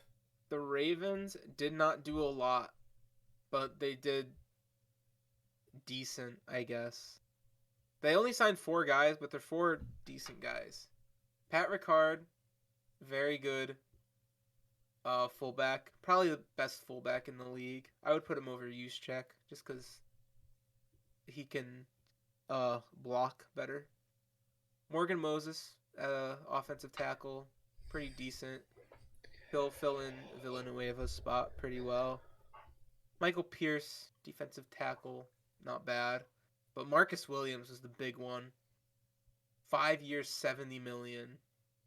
That's a big contract. That is. For a dude coming from the Saints, where the Saints secondary had a meh year. Oh. But yeah, the Ravens haven't done much. And I don't. The Ravens are a fine team. They're a good team. It's just they were injured to all fucking hell last season. I don't think they need to do more. I like that what they're doing of just flying under the radar. Re-sign their good guys, kind of pick up one big free agent guy, and then just fucking start balling out. Yeah. Their depth chart is star-studded right now. Their secondary is so good. Marcus Peters, Chuck Clark, Marcus Williams, Marlon Humphrey. That's so good. And then you got Patrick Queen back. You got... It's so good. I love this. I love the Ravens this year. I'm high on them. It's just Lamar has to throw the ball far. And that's what I'm worried about. I mean, we learned last season he can throw the ball, so I'm assuming he's working on the distance Yeah, but part. we also learned last season that he can fuck his ankle up really easily. And that he can also injure himself by doing a front flip into the end zone. Yes. We're starting to learn that Lamar Jackson is quite fragile. So, well, this is something to keep an eye on. The Bengals. The Bengals The Bengals have been making big moves. They re-signed Brandon Allen. Yeah, which is not common of teams that make the Super Bowl, but they have the room, the cap room to be doing stuff. Well, you think about the Chiefs as well, because the Chiefs, they lost to the Bucks, and then everyone's like, oh, it was because of the O-line and their receivers couldn't catch that day. So what did they do? They signed a shit ton of O-linemen. They traded for Orlando Brown. They got Joe Thuney. I think the Bengals are kind of doing that right now, because they lost the Super Bowl because of a shitty O-line. So they got Lyle Collins, they got Alex Kappa, they got Ted Karras for long-term deals, and I really like how they have handled it. My only concern is if Lyle Collins is going to get suspended again, or if he's going to be disciplined enough. That's just my big concern with what the Bengals have done. Yeah, anyways, they got Hayden Hurst. He was from the Falcons, right? Yeah, I really like that pick to replace Uzama. Not much is gonna replace Uzama, but you have Hayden Hurst and then Drew Sample still. BJ Hill, very good defensive tackle. Probably a little underrated because he was on the Giants for a while. They re-signed Eli Apple. Yeah, I was just about to say that. I don't know how I feel about that. Franchise tag Jesse Bates. I did like that move. I do like that. I think that the Bengals are going to take a cornerback in this draft. I think they have to. Eli Apple, he just got fucked. You look at... Alright, yeah, they've been making so many moves on the offensive line. They were already stacked with offensive skill players. Their defensive front is good. They might take a linebacker, but Logan Wilson seems to be pretty good. Their safeties are fine. Their only hole right now is cornerback. Yeah, that's about it. One of the big quarterback moves. The Browns got Deshaun Watson in a trade with the Texans. This was weird because the Browns said, we want Deshaun Watson. And Deshaun Watson said, nah, fuck you. And then the next day, Deshaun Watson said, you know what? I like the Browns. So the Browns had to trade 3 firsts. Well, this is not in order. Yeah, it is. Oh, no, yeah, never mind. 3 firsts, a third, and 2 fourths for Deshaun. And that's over. I think that's too much. I think it's about right if we're talking about Deshaun 2 or 3 years ago. He hasn't played in a while, and I don't love that. And I don't know how his morale is. And he signed a big contract with the Texans, right? Or was he still on his rookie deal? He might have. No, he wasn't on his rookie deal because he got traded, and he was drafted in 2017. So he would have been off his rookie deal by then. I think he signed a big contract. Extension. Let me take a look. That's what I'm doing. 5-year, $230. That's his current. That's the one he just signed with the Browns. Thank you for telling me that, phone. What did he sign with the Texans?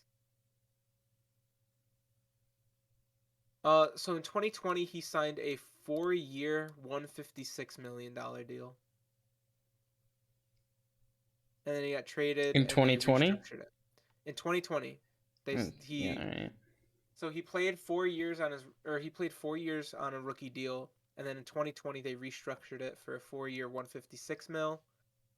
And then they traded him, and the Browns just restructured his contract again so it's 5 years and 230 mil, which I think they're massively overpaying. Yeah, you're paying for like the hope that he's gonna be what he was, and obviously you'd love to have him be that, but it's not guaranteed. And yeah, his contract is completely guaranteed. That's not great. That the fully guaranteed part is gonna fuck them over, especially now that they're gonna have to get players from free agency because they gave up all of their draft picks.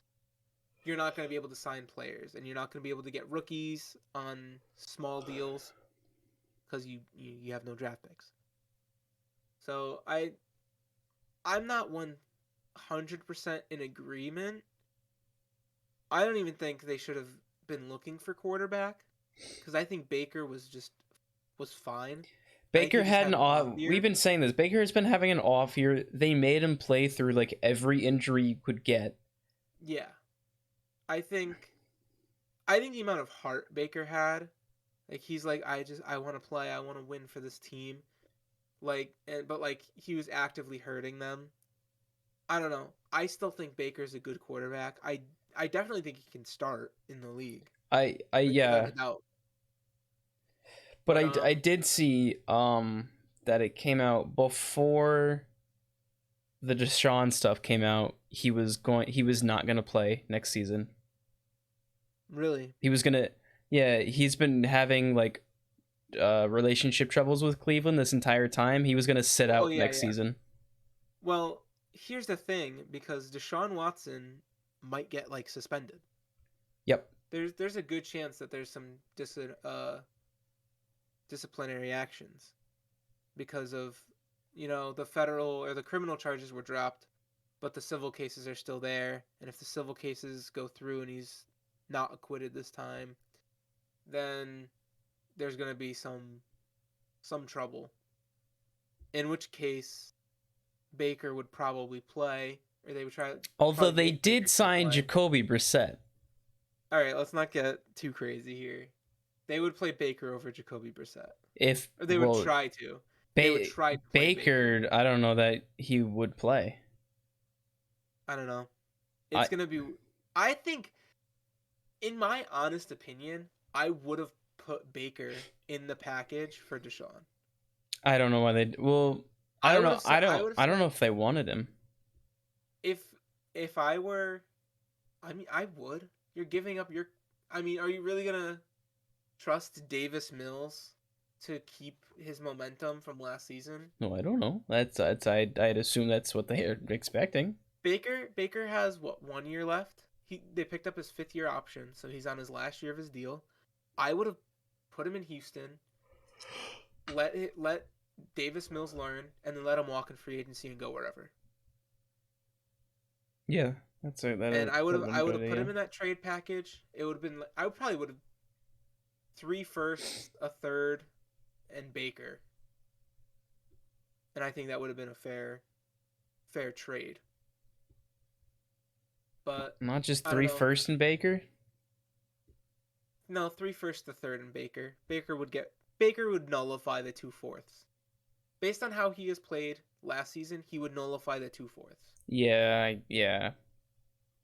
He wouldn't nullify a first. He wouldn't. I don't. It is difficult because you do have to count on players on a season to season basis because players could be like MVP one season, Carson Wentz, and then just shit the bed forever. Oh man. And Baker, we said this a while ago on this show. Baker is like the Jameis Winston of like inconsistency throughout years. Like Jameis is inconsistent game to game. Baker, he had a good rookie year. Oh, an okay second year, not the best. A great third season, and then last season, his fourth season, he wasn't that great. So, if the trend continues, Baker will do good this year if he plays. And I think if he's gonna get over injury, if he's gonna seriously push himself and work, I think Baker can still be easily a very good quarterback in the league. I mean, he is 1 year removed from being a top 10 quarterback. Yeah. I think, yeah, his third season, 2020, he was 10th in QBR or something like that. So there's still a lot of potential, but I think it's gonna be an interesting story to watch.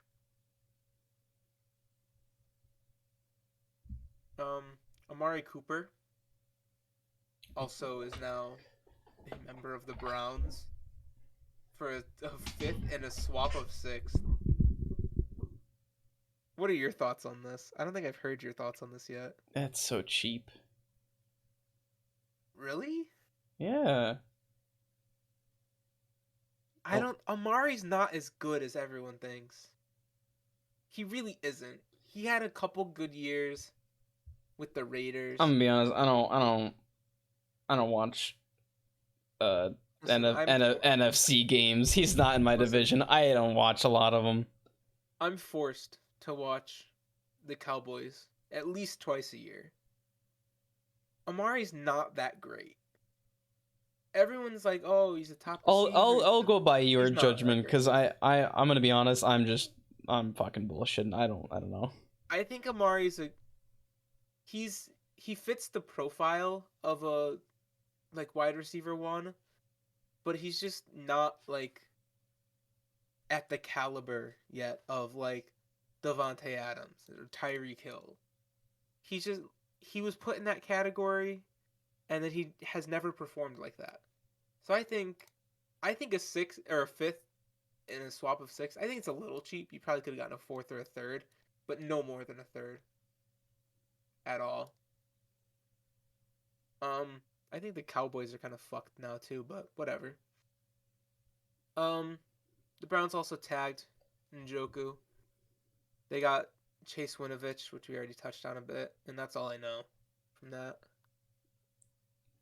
The Steelers. I'll let you talk about the Steelers. The Steelers in Mitchburg, they signed Mitchell Trubisky. You did not just call it Mitchburg. Mitchburg. Did you saw that somewhere? Surely you didn't make that up. Okay. No, I didn't make that up. Why? I hadn't seen that. And if you had just made that up on the spot right there, I probably would have left the call. No, I've seen Mitchburg.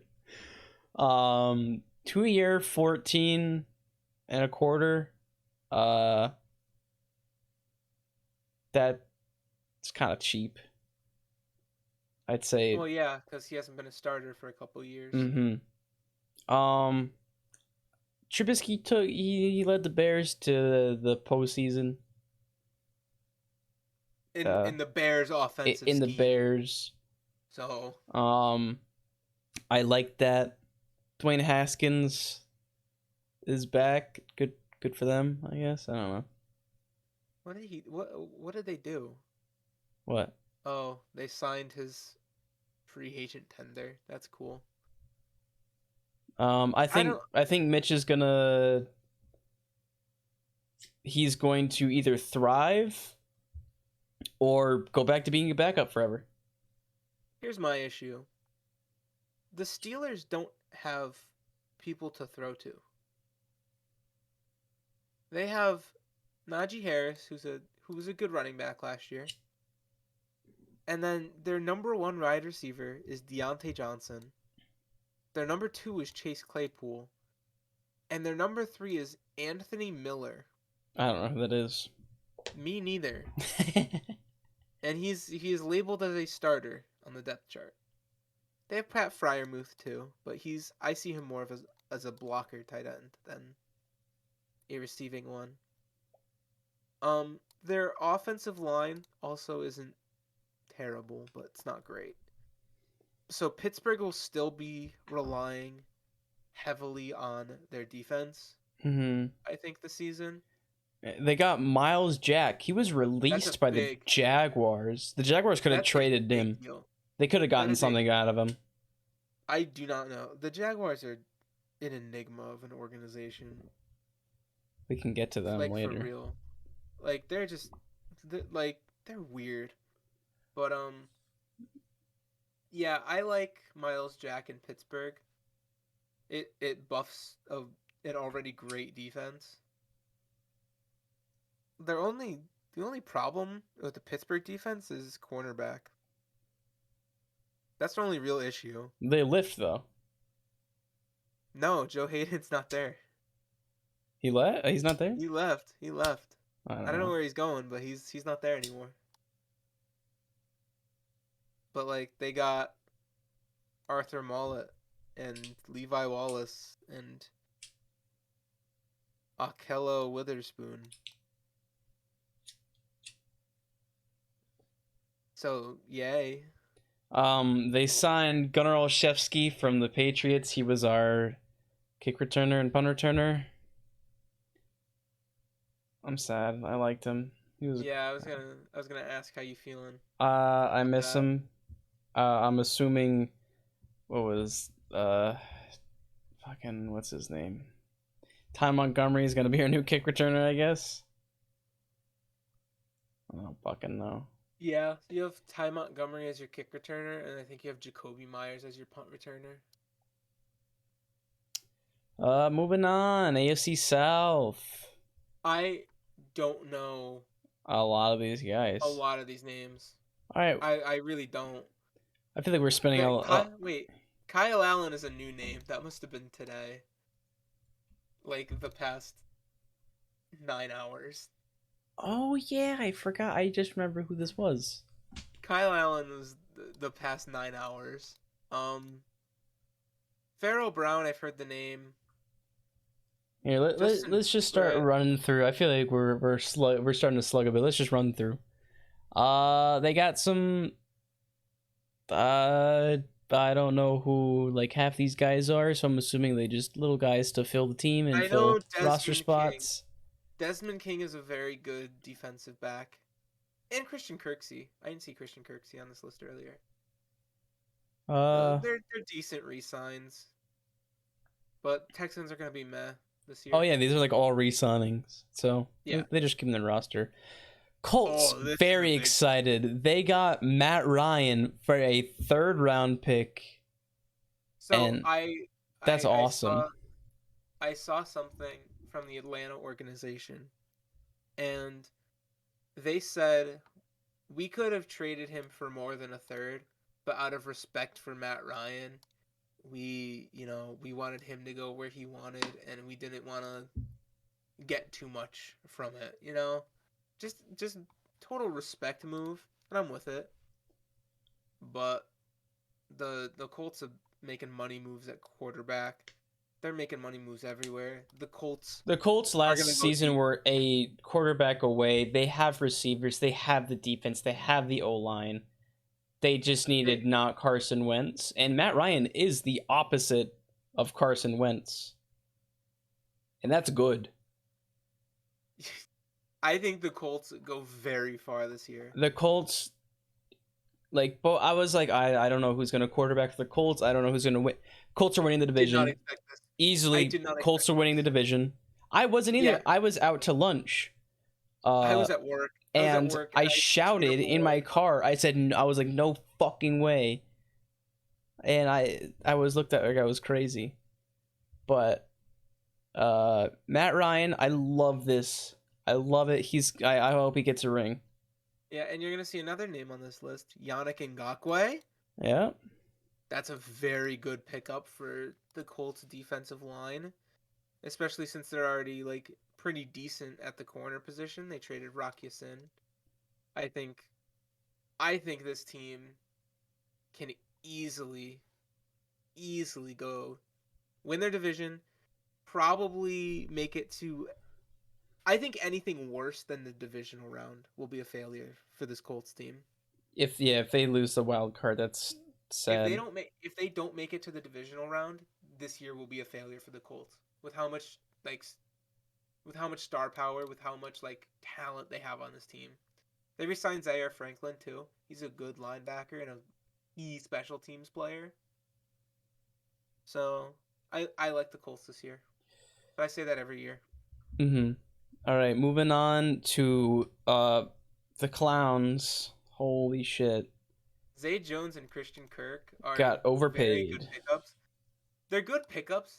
I think they're good. Oh, I like the pick. Like, I genuinely enjoy them getting these pieces. They definitely overpaid for Christian Way Kirk. fucking overpaid. I don't think Zay Jones is overpaid. I think Zay Jones is gonna pop off. Christian Kirk though, they're paying that dude fucking $18 million a year. Holy, that's so much. Max value of $21 million a year. That's crazy. He really needed to get a 1,000-yard season before he got signed. Yeah. Laquan Treadwell, I like as just a backup kind of guy. Evan Ingram signed a 1-year $9 million. That's funny. I can't wait for him to drop Trevor Lawrence's balls. I don't really know who the rest of these guys are, to be honest. Cam Robinson is good enough. He got tagged. Brandon Scherf. Oh, he's from Washington. He was I think the best guard on the free agent market, and he somehow landed in Jacksonville. So good job. Only other name I know is Trey Herndon, who re-signed on a deal. Okay. All right, moving on to the Titans. Dontrell Hilliard. Titans got Robert Woods. They did get Robert Woods for a 6th. Because for next year's 6th. Spoiler, not even but the Rams got Allen Robinson, so they did not need Robert Woods anymore. I think Robert Woods will pair very nicely with A.J. Brown. Oh, and I'm going to go back to the Colts for a second. I think the Colts are going to go get Julio. I don't. For Matt. The Colts. I don't think the Colts are going to pick up any wide receivers. I think their wide receivers right now are fine. I do too, but I don't know. I feel like Matt's going to want that. Are they not going to re-sign T.Y.? That's sad. But the Titans also got Austin Hooper. That's another good pass-catching tight end. Jeff Swaim was okay for them last year. He signed an extension. Ben Jones is a very good center. Probably one of the top centers in the league. Jamarco Jones is pretty good. Harold Landry is the big pickup.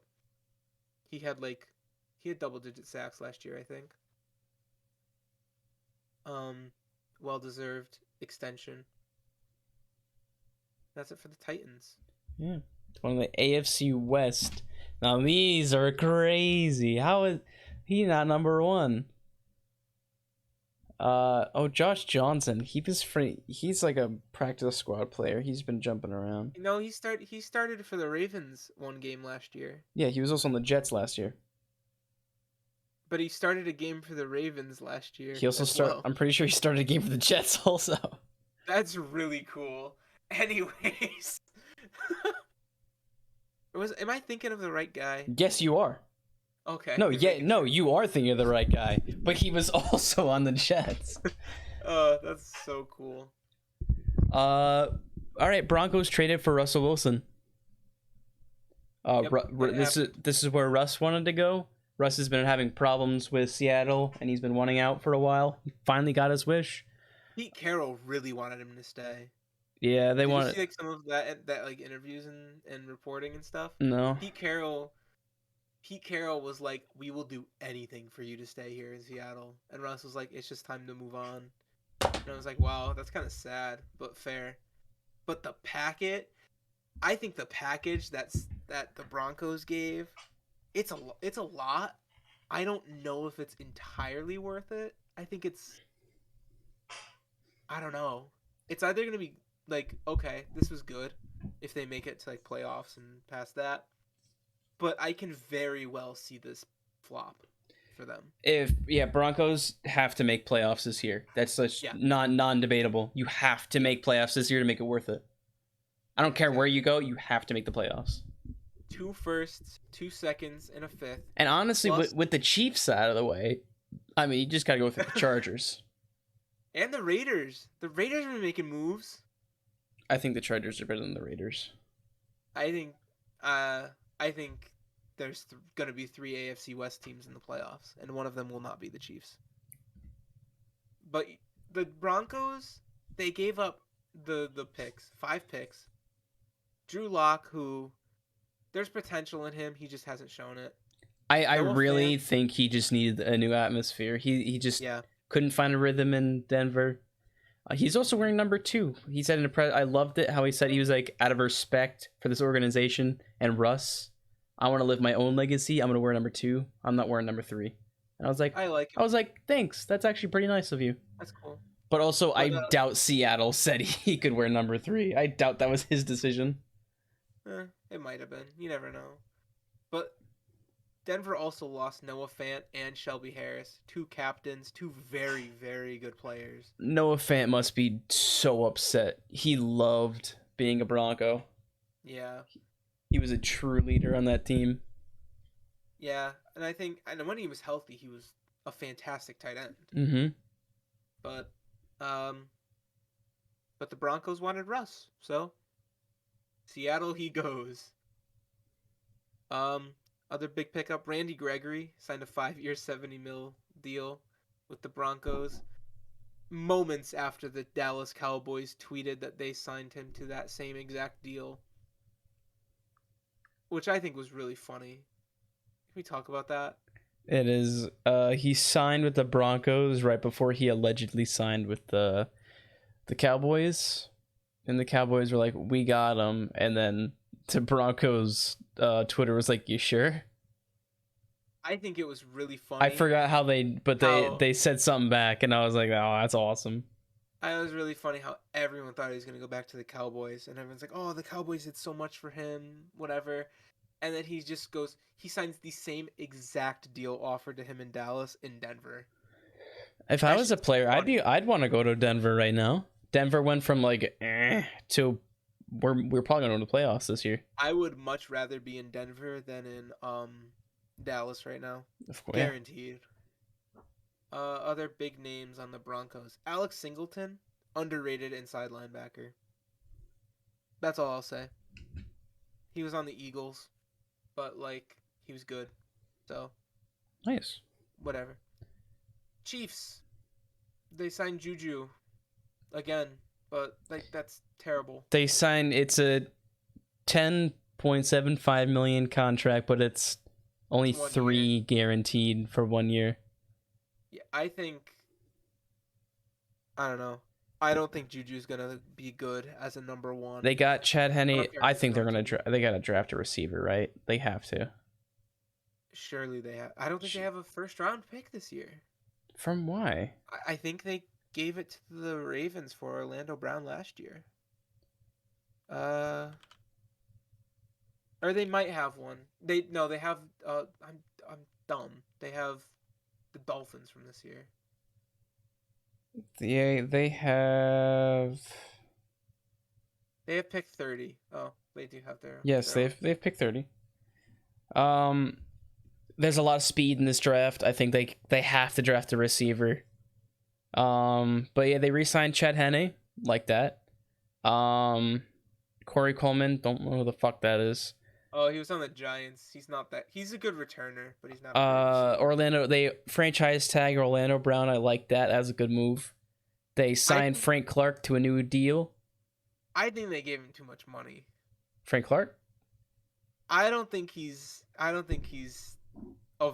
max value of 36 million kind of guy, you know? I don't think he's that good. He's a very good defensive end. I don't think he's one of those like big top of the line guys who they're giving big boy money to. Mm-hmm. I do like the Justin Reed I was just about to bring that up. Justin Reed was a bright spot for Houston last year, and now they're bringing him in. I like it. All right, Raiders. Garrett Gilbert. He was the Dallas backup, right? He was the Dallas Last year? backup, and then he's always been like a Dallas practice squad player. I think he was in Washington at some point last year as well. When Kyle Allen and Heineke were hurt, I think he played for Washington. So the Raiders got scary. They stole Josh McDaniels stole Brandon Bolden and Jacob Johnson from the Patriots because Brandon Bolden is Josh McDaniels' favorite player in the NFL. And the Raiders will be a better team than the Patriots anyway, so. Yeah. Sorry, had to be said. You're not wrong. Devontae Adams. They traded for Devontae Adams for a first and a second this year. Oh my! I'm looking at the Tyreek deal compared to this deal. Holy shit, dude! Miami way overpaid. Devontae, these deals should be switched. Tyreek for a first and a second, and Devontae for first, second, fourth, and sixth. Adams is getting 141 over 5 years, which is a little less than 30 a year. He was offered the exact same, or I think more, in Green Bay, and he was offered more in Green Bay. He said no because he wants to play with his college QB. He wanted it of actually a lot of reasons. He wanted to play with his college quarterback. He wanted to. Apparently, his family has never seen him play in an NFL game, and they're all from California, from Oakland. And they can go see him now.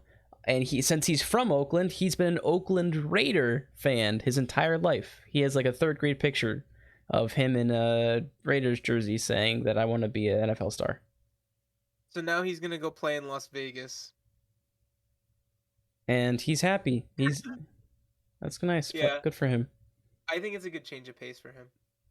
I think he's gonna I think the connection with Derek Carr is gonna come back immediately, and they're gonna be a powerful. They're gonna practice.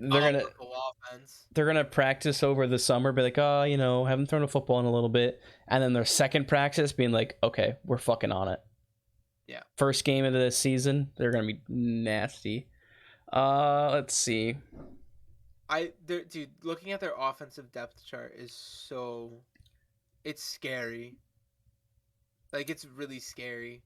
Derek Carr with Josh Jacobs and Kenyon Drake, running backs. Devontae Adams, Hunter Renfrow, DeMarcus Robinson at receiver. Darren Waller and Foster Moreau at tight end. Oh, this is scary. But that's not even the end of it, because they got Chandler Jones. You'd think that, like, all these teams, like, if it's any other year but this year, you'd think, oh, the Raiders are going to win a Super Bowl. But a bunch of teams got so good this year. Yeah, they're probably not even going to win their division. But, their division's so stacked because free agency has just decided to gift us with... Go crazy mode. They signed DeMarcus Robinson, who's a receiver. I like that. Max Crosby got paid 4 years, just shy of $100 million. Well deserved. Very well deserved. The only issue is that the Raiders also to make these moves, they had to get rid of Carl Nassib and Yannick Ngakoue, which I don't know. Those were like two studs on their team that they just had to kind of get rid of for room. But if they can find good budget players to fill in those linebacker spots, like Kyler Fackrell, I think is one of those players. He was on the Giants, and I think he went to the Cardinals or the Niners, one of those two. I don't know. And he played okay, but I think he's got a lot of potential to where you can sign him on a budget and he can still perform pretty decent. Chandler Jones from the Cardinals last year he signed for 3 year, $50 million. I like that. That makes their D-line a lot. Their D-line was good, especially with Max Crosby. And now it's a lot better. Moving on. Chargers, they re-signed their backup Chase Daniel. That's all right. I think he's getting paid like $2 million, but he doesn't ever play. I like the Mike Williams. Mike deal. Williams, he got paid $60 million over 3 years. He was going to get paid somewhere else. The Chargers decided to keep him. I like it. I think it was a great move keeping him. I liked that they didn't have to franchise tag him. I like that move because they were going to if they hadn't restructured a deal, but I'm glad that they got a deal. Gerald Everett, underrated tight end. But then Khalil Mack and J.C. Jackson, holy shit, what the fuck happened? Khalil Mack got traded from the Bears for what did he get? A second round and a sixth. That dude, the Bears got swindled with that. I was about to say the same thing. Yeah, like that is ridiculous how cheap they got Khalil Mack for. And then they signed J.C. Jackson to a 5-year, $82.5 million. J.C. Jackson wanted to stay with the Patriots. I obviously want him. We didn't have the money. We don't have the cap space for him. We just genuinely didn't. And that's why we were talking. There was talks between J.C. Jackson and the Patriots. And when J.C. learned that he wasn't going to get paid because it's every player's dream to be the highest paid player and get so much money. And we were yelling about this before about the Chiefs. It's that guys just want to get paid so much, and you deserve it. I understand, but there's a salary cap, and we can't pay you so much. Dude, so we had to let you walk. The Chargers defense looks so good. It Joey is very Bosa, good. Kenneth Murray, Khalil Mack, Asante Samuel, Derwin James, J.C. Jackson. That's a good team.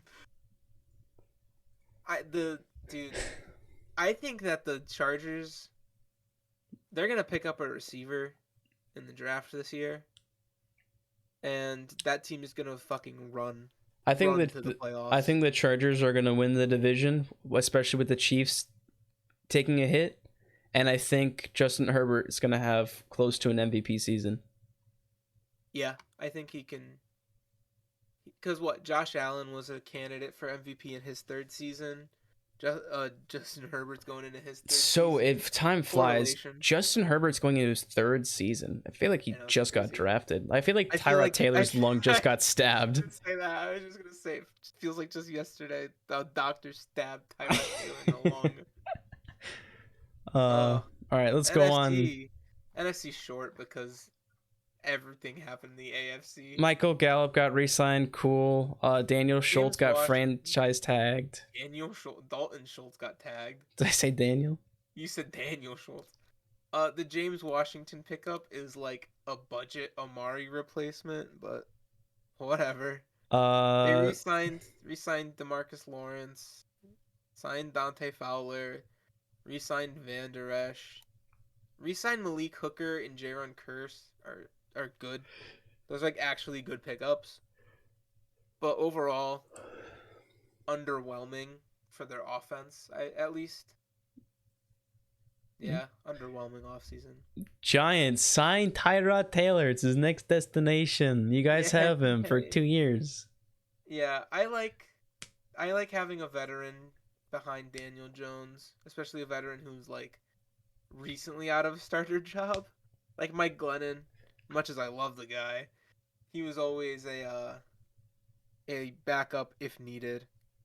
Tyrod Taylor has like had many starting jobs, so I think he'll help Daniel Jones a lot, especially since we have Kafka as our offensive coordinator and Brian Daboll as our coach. Both offensive minded, both worked with great quarterbacks in Mahomes and Josh Allen at their last jobs. So isn't Mahomes' quarterback coach Matt Nagy? Oh yeah, Matt Nagy did go to Kansas City to be a Mahomes quarterback coach. I don't know. I just thought of that when you're talking about quarterbacks and coach. Funny. I'm liking the moves that the Giants made. Feliciano and Glowinski, very good interior linemen. I'm very excited about them. I like Ricky Seals-Jones. Gives us a good tight end. Matt Breida is a good Saquon backup for when he inevitably gets injured, because we all know it's going to happen. Trade it. We should. I I would be with it if the price is right. You guys have to like. You guys gotta trade him. We can't just keep waiting. Yeah, no, I'm with. If you wait too long, he's not gonna resign. His value's gone. His value's gone. Yeah. He loves staying in New York. Does he? Right? Like he's always said like I love this. I like being a Giant, but like, and like he like takes a good leadership role in the locker room. But he's gotta stay healthy. We can't just like keep on going. Are they like him related injuries, or does he get hit a lot? It's him related injury. Like he'll be running on the sidelines, and then his hammy will pop. Like his last injuries were he tore his ACL last year. Then the year before he had a high ankle sprain, and then he had something else go wrong. Like it's all just been like he stepped too hard and broke something. You see those quads? Say quad Barkley. Those things are fucking huge. Yeah, no, it's literally Saquon's injuries are ouch, I stepped too hard on the ground. Whatever. It is what it is. We'll see what happens if anything happens. Eagles. Yeah. Boston Scott re-signing, even though he's already got a pro Rocket League contract. Zach Pascal, I like the pickup. He was on the Colts last year. I think he'll be a good like third wide receiver. The Jason Kelsey signing is a must. Fletcher Cox signing is a must. Hassan Reddick, I don't like that I have to face him twice a year because he had a fantastic year for the Panthers. 3-year, $45 million. Yeah, that's about right. On to another big deal. All right. You want to cover Carson Wentz? Carson Wentz was traded from the Indianapolis Colts for with a 7th. So Carson Wentz in a 7th from the Colts for a 3rd, for 2/3. Yeah, and then they swap seconds. Oh, that's what it was. Yeah, they swap seconds. So what is it? The Colts get a better second round pick. That's decent value for Carson because they traded a first, right? A first and anything else? They traded a what is it? It was a first and a third. It was a conditional first. Or it was a conditional second that they met, so it became a first and a third. That's what they traded for Wentz. So he lost a lot of value. A third and a conditional first. Yeah. Yeah. They re-signed J.D. McKissick after McKissick. Dude, they went kind of sicko mode with the J.D. McKissick. Did you hear about this? No. J.D. McKissick was about to sign a deal with the Bills. This same exact deal, right? But J.D. McKissick really likes Washington, and they're like, they never offered me a deal.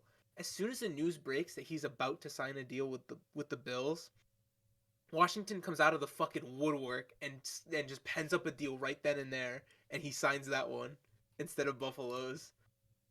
Huh. I was reading that. That was funny. But going back to Carson Wentz, I think he is an upgrade at quarterback. As much as we like to shit on him. No, he is. I think he's better than Heineke. But I still think that Washington should look in the draft. I think at what? They're at 16, I think? Or no, they're at 11. They could grab Kenny Pickett or Malik Willis off the board, who both had great pro days. Oh my god. Malik Willis' arm? Holy shit. Guy can throw. I think it was Darius Slay tweeted, like, yo, so does every quarterback just have a good pro day?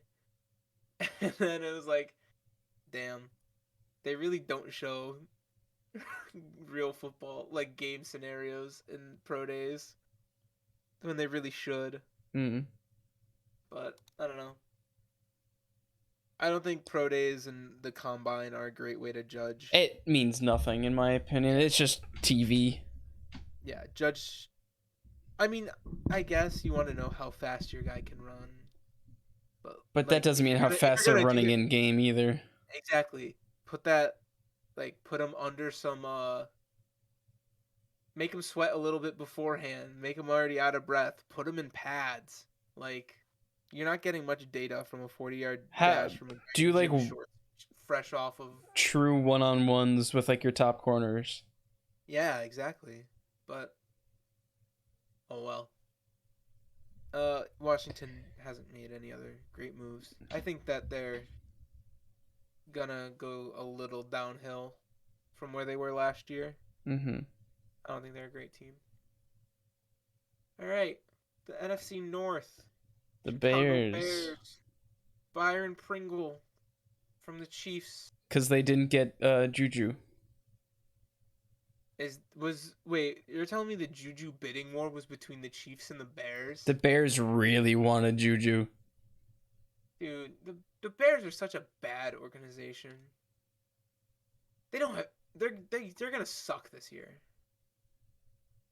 Their number one wide receiver right now is Darnell Mooney. They're not gonna do good. There's no way, right? No. They traded away Khalil Mack. Their only defensive players are Roquan Smith and Robert Quinn, and Eddie Jackson, and that's it. Those are the only players. And it sucks because I want to see Justin Fields start. He fixed his arm thing. He doesn't wind up anymore. The Bears are the epitome of ruining talent. I forget. I truly believe they are. I forget who Justin Fields was working out with, but you know how I get. Well, you know how Justin Fields throws like an idiot. Yeah. He doesn't. You get really mad. Huh? You get really mad when you. Because it's so stupid. It takes so much time. Anyways, he's been working with a quarterback. I forget who, but they've stopped kind of it. Okay. So his throw is faster. Okay. So I don't know. I just wanted to see if that, helps him. Yeah. Okay. Bears haven't done much other than that. The Lions also haven't done much. What do you mean? They got Tim Boyle. Yeah, they re-signed their backup quarterbacks. Whoop-de-doo. Well, they got Chark. He hasn't. He had half of a good season in Jacksonville, and that was it. And then he got injured, and then he didn't play as much. I feel like a 1 year $10 million is fair. It's fully guaranteed though. That's a lot. I know. I didn't know it was fully guaranteed. That's better. That is a better deal than Juju. Well, I figured it would have been something. I said that before I read fully guaranteed. DJ Chark is getting paid more than Juju right now. That's crazy. I like Khalif Raymond. I think he's a good third receiver. I don't know how much he got paid for money wise, but 2 years. Yeah, that's good. Josh Reynolds. That's a fair deal for him. Any other names I know? Tracy Walker, 3 year, 25. That's good. Mike Hughes. Mike Hughes isn't bad. Yeah, the Lions haven't made any big splashes. They've just been kind of chilling, grabbing some budget kind of guys, which fair. Rebuild, you know what it is. Yeah. Packers. They re-signed Rodgers, which I figured that's what was going to happen. Yeah. Big extension, big money. 3 year, 150, 101 fully guaranteed. That's a lot of money. Yeah. They have Lazard, who's now the number one. He's now the number one.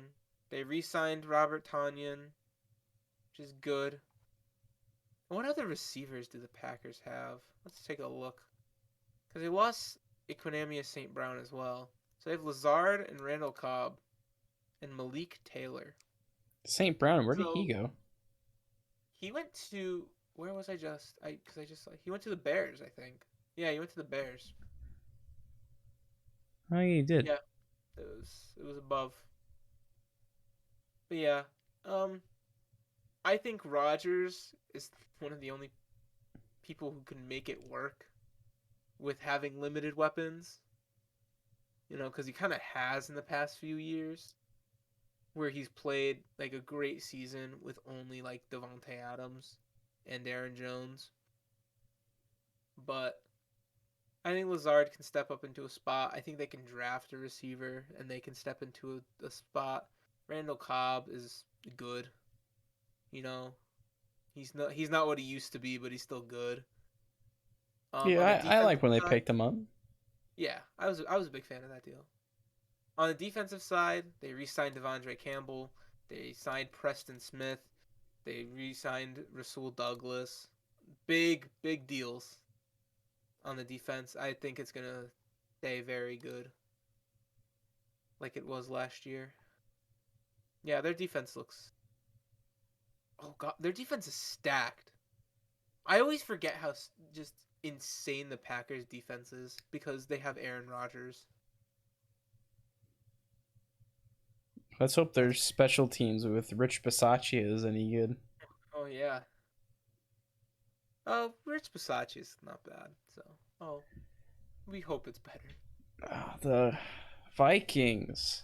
Kirk Cousins. Kirk Cousins got extended. Almost, I think the next day. The day after the Broncos traded for Russ, Kirk Cousins signed his deal with the Vikings, which I thought was really funny. Which I learned today has no correlation. The Vikings planned on re-signing him all along. Interesting. I learned on the Pat McAfee show today. He said that there was even though there's been a lot of quarterback talks, him and the Vikings were very clear that they're going to re-sign him. That's good. Yeah, the Vikings also got Jordan Hicks and Zadarius Smith. Those are two fairly good players, I would say. And they signed Harrison Phillips as well. And I think that the Vikings defense got better. It's getting a lot which is what it needed. Their offense is fine. Their offense, talent-wise, is perfectly fine. They just needed a coach for it. And they got that coach now. But man, their defense looks very good, and I'm scared. All right, moving on to the NFC South. Since Matty Ice went to Indy, the Falcons signed Marcus Mariota from the Raiders. Well, he was a free agent, but he was previously with the Raiders for a 2-year deal. I really thought the Falcons were going to make a move on Baker. I'm not going to lie. I really did. That actually never came to mind. I don't know why, but it never came to mind. I thought they were going to make a move on Baker, and then an hour after Matt Ryan got traded, they're like, yeah, we just signed Marcus Mariota. I like it. I think it's a good fit. I forget who, but I think the Titans head coach when Marcus Mariota was there is someone on the Falcons. Or maybe there's his offensive coach, someone who worked very close with Marcus Mariota. Yeah, it was Arthur Smith. Arthur Smith, I don't remember the relation. I don't know. I don't know the role, but Arthur Smith's the head coach of the Falcons. Yeah, he had some relation to Marcus Mariota. Yeah, I don't know, but whatever. Anyways, Cordero Patterson re-signed. That's good. Damian Williams, he's a pretty good running back. Cordero Patterson wanted to come back. Cordero Patterson's just an awesome guy. I love watching him play. They're beefing up their O-line a little bit. Jake Matthews and Elijah Wilkinson. Pretty good. The Falcons have admitted that they're in a rebuild. Yeah. Instead of pretending. I think their defensive signings are actually good. Isaiah Oliver's a pretty decent cornerback. He'll go really good with AJ Terrell. Casey Hayward, another veteran who can still play. Lorenzo Carter, I'm biased because he was a Giant and he's a really good outside linebacker. And then, of course, Young Hui Koo signed to a 5-year, $25 million contract. That's good because he used to bounce around a lot, and now he has some stability. I know, because he went from YouTube to practice squad to the AAF, and then he finally found a good spot. Now he's good, yeah. The Panthers have kind of been making some money moves. They got too. Donta Foreman, who was great on the Titans while King Henry was injured. Rashard Higgins, underrated signing. One of my monitors just turned off. Nice. DJ Moore got extended to a 3-year, almost $62 million contract. Damn. He's worth it. Good for him. I think he's really good. It's just he hasn't had anyone to throw to him. That's for true. Years.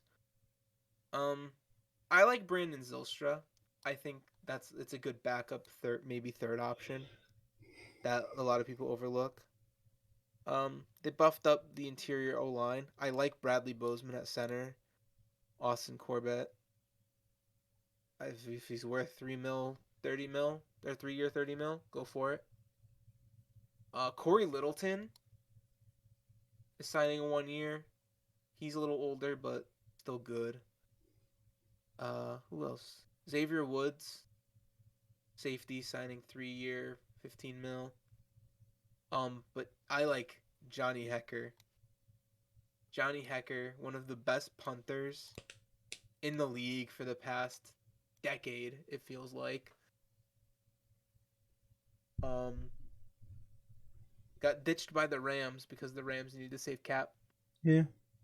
Which, that's kind of sad. I thought he was going to be a Ram for forever. But, oh well. And then they signed Zane Gonzalez to a 2-year deal. Keep their kicker. Or, was he their kicker? I don't know who the fuck their kicker was. It don't matter. Don't matter. After the Colts got Matty Ice, Jameis Winston was re-signed because Jameis Winston had talks with the Colts, but I don't know if he decided or the Colts decided. I think he wanted to go back to New Orleans. Yeah, I think he wanted to go back anyways, but he was exploring some options. But he signed a 2-year deal, $28 million, not bad. I like that. Yeah, Marcus May I think is the big signing. I believe he's on the Jets last year, but still, he's a pretty good safety. But the Saints have not been making moves. That's it. Yeah, that's basically it. And we haven't talked about this yet. Moving to Tampa Bay Buccaneers, Tom Brady announced he's coming out of retirement after like a month or two. Yeah, he really spent a month with his family and said, no, fuck this. Because his kids are at the age of they're going to be on their phones, they're going to be on their computers and Xboxes all day. What is he going to do? Stay home and play Madden? Yeah. Like, I love seeing the memes of his kids playing Madden just to spend time with them. Yeah. Yeah. He's not like, obviously, it's cool to see Tom Brady back, but like his family's never around to see him. His wife's off doing her thing. His kids are off doing their thing. When's he gonna have time to see anyone? So might as well just go play football. Hold on, I gotta get really sad real quick. When did Logan Ryan sign with the Bucks? I don't know. No way. Why?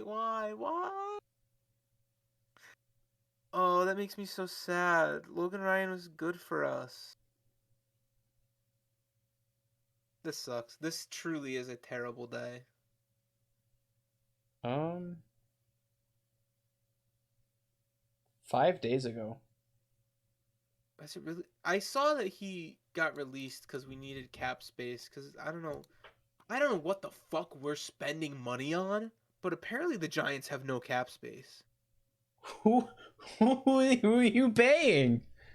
Kenny Golladay. We're paying Kenny Golladay $72 million total to put up 0 touchdowns in 1 year. That's funny. I hate my life, bro. Leonard Fournette came back to the Bucks after talking with the Patriots for a little bit. He's getting paid a 3-year, $21 million. That's it. Wants to play in a budget. Wants to win another ring. I like That's it. all it really is. I like brought that. Shaq Mason in from New England Yeah, for a fifth. that sucks. Kind of Played with liked having Brady him again. there. Yeah. They signed Russell Gage. They franchise tagged Godwin, but then he signed the same year as they're the same deal as Mike Williams. I think that's pretty fair. Yeah, Godwin was supposed to go to a different team, but then he got franchise tagged, and it's like, well, that sucks. And then Tom Brady came back, and he's like, thank you, Lord Jesus. I don't have to rot here. Yeah. I like the Ryan Jensen retaining, I think that's good. And I think keeping Carlton Davis is also very good. I think there's no way the Bucks don't get first place in the NFC South, right? There's no way they Who's don't stopping them? Jameis Winston, Sam Darnold. Those are the only those. So I'm gonna ask again: who's stopping them? The only way I can see anyone stop them is if Jameis Winston has the year of his entire life. Well, I mean, he did go game to game. Remember, if the math works out, he could go game to game with the Bucks. No. Jameis Winston has to have like a top 5 QB season to keep up with the Bucks. What if he does? That's so funny. If he does, I will laugh my ass off. That's so funny. It's really funny because then he's gonna get paid somewhere in like a year, or after his contract, and then he's gonna shit. Yeah, and then he's gonna be really bad. That's just how it works. All right. Let's get at it. Let's finish up. Cardinals. Colt McCoy came back. Wait, what's gonna happen with Hold on, Trace McSorley. What's happening with him? I gotta hold on. Throw it on a dime, like y'all ain't even trying. Just a kid from. There's no news. Number 9. No news. Is he a free agent? Or is he signed with someone? I don't know. Because he should be off of his rookie deal by now. His rookie deal was in 19. Yeah, and since he was a late round, he probably only signed a 3-year. So he would have been coming off of it. Actually, he has signed a 4-year deal. He did sign a 4-year? Yeah. Oh, so he's fine. I think he's still on the Cardinals roster. Oh, good for him. He is. Anyways, he's still an Arizona Cardinal. Colt McCoy got re-signed. I like that. James Conner got re-signed. 21 mil 3-year. Love that. I like that. Zach Ertz got signed. Like 31 mil 3-year. Yeah, I like that. They signed Nick Vigil. That's good. They signed Jeff Gladney. That's also good. How is Andy Lee still in this league? That dude is ancient. This dude's got to be pushing 40, Andy right? Lee? How old is he? Oh my god. 39. Bro, he looks so disheveled in his team picture. Yeah. He's almost 40. He's pushing 40. That dude is so old. He's been in the league forever. All right. The Cardinals haven't done too much. Yeah. I still think that they have a shot in the West. Rams. They extended Matthew Stafford to a 3-year, $129 million. He deserves it. I mean, that's a fair deal. He's been rotting in Detroit forever. Give him a couple of good more years. Yeah. They got Allen Robinson because because fuck you, OBJ everyone else. Woods. Yeah, you're losing OBJ and Robert Woods, so why not? Yeah, because OBJ is coming to the Patriots. It's a possibility. He said he almost did. Yeah. So I assume that door is still open. You guys got the cap for it, and do you have the patience to wait for a while for his ACL to heal? Yeah, that's what I thought. Anyway, the Rams fucking receiving core looks stupid good right now. Cooper Kupp, Allen Robinson, Van Jefferson, and Tyler Higbee. Very good. They lost Von Miller, whatever. It's basically the They same bought team as Von last Miller year. for a Super Bowl. I It's knew he the wasn't same thing. staying. Oh yeah, no. The Rams don't have the cap for him. It was basically the same. It's the same team as last year. Replace OBJ with Allen Robinson and get rid of Von Miller, and it's the same team as last year. So Honestly, I bet Von Miller would have gone back to the Broncos, especially with the roster they have now. I thought he would have. If the Bills weren't like money. Yeah, if the Bills weren't like, hey, end your career here and we will pay you lots of money. Yeah. Fine. Oh, not finally. I'm an idiot. Nope. I don't want to count. The Niners, they got JaMychal Hasty and Jeff Wilson back. Eh. They got Ray McLeod. Likely going to keep Ward. Jimmy Garoppolo because he hasn't moved in. I haven't heard anything about Trey Lance being ready. They're not. I think they're gonna keep Jimmy G because who needs a quarterback right now? Seattle. They're not gonna give him to a division rival. They've waited too long. Indy, I think, was the best fit. Maybe Carolina, but I would no because if I were Carolina, I'd tank this year. The Niners said that Jimmy would go to where he wants, and there's no way he wants to go to Carolina. If I were Carolina, I would tank this year, because just run out Sam Darnold's deal. Don't resign him unless he pops the fuck off this year, which I doubt it. I also doubt Don't resign him. Draft Bryce Young or CJ Stroud next year and go to town. But yeah, the Niners haven't done a lot this offseason. They've signed some budget guys. Because I think they're like almost over cap. They're not like totally safe from being able to sign big money deals. But who knows? They made it to the NFC Championship. They probably don't have to change too much. Now, finally, the Seahawks. They got Drew Lock in the Russ trade. Yeah, they got Drew Lock, Noah Fant, and Shelby Harris in the Russ trade. We already pretty much talked about this. Re-signed Rashad Penny. Players. Will Dissly, underrated signing, by the way. They got Quandre Diggs back. They're keeping some good interior offensive linemen. Quentin Jefferson is a very good deal. Sidney Jones, Quandre Diggs. So they're kind of just beefing up depth, is what it looks like, and which I think they needed because they're trying to not lose super bad in their rebuild.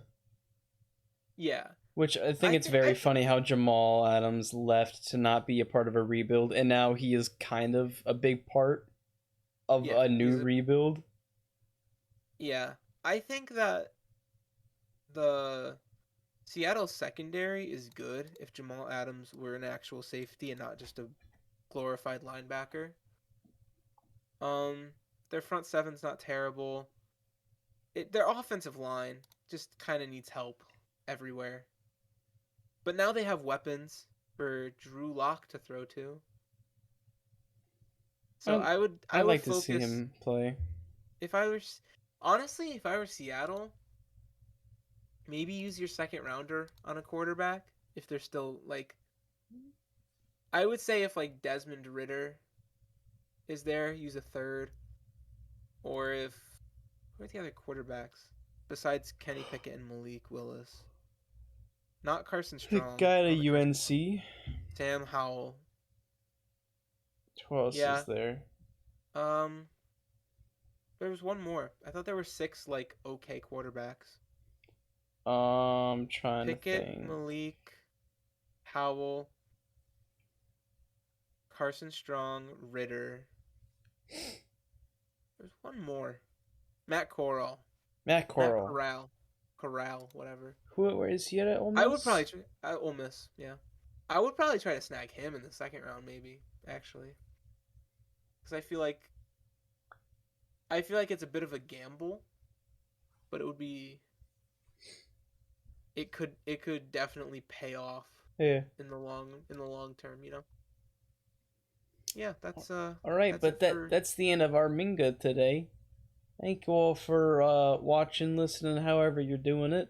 We stream this live over at twitch.tv/Nacho Live. The always is 0, in case you were wondering. In case you weren't aware. We post YouTube. I mean, don't yell at me. Some stuff isn't up. I've been busy and A lot forgot. of stuff isn't up. Shut up. Just upload a VOD and then deal with everything else later. I have to edit one of them, which is why. Oh. I just haven't done it yet. I haven't had the energy to. Anyways, go to Minga Sports and Gaming. Thank you all. I have some ideas for some new Minga stuff, so. I haven't heard these ideas, so now I'm scared. Yeah, you have. Alright. I guess I have. Alright, catch y'all Mingas on the flip. We're Mlb. Peace out.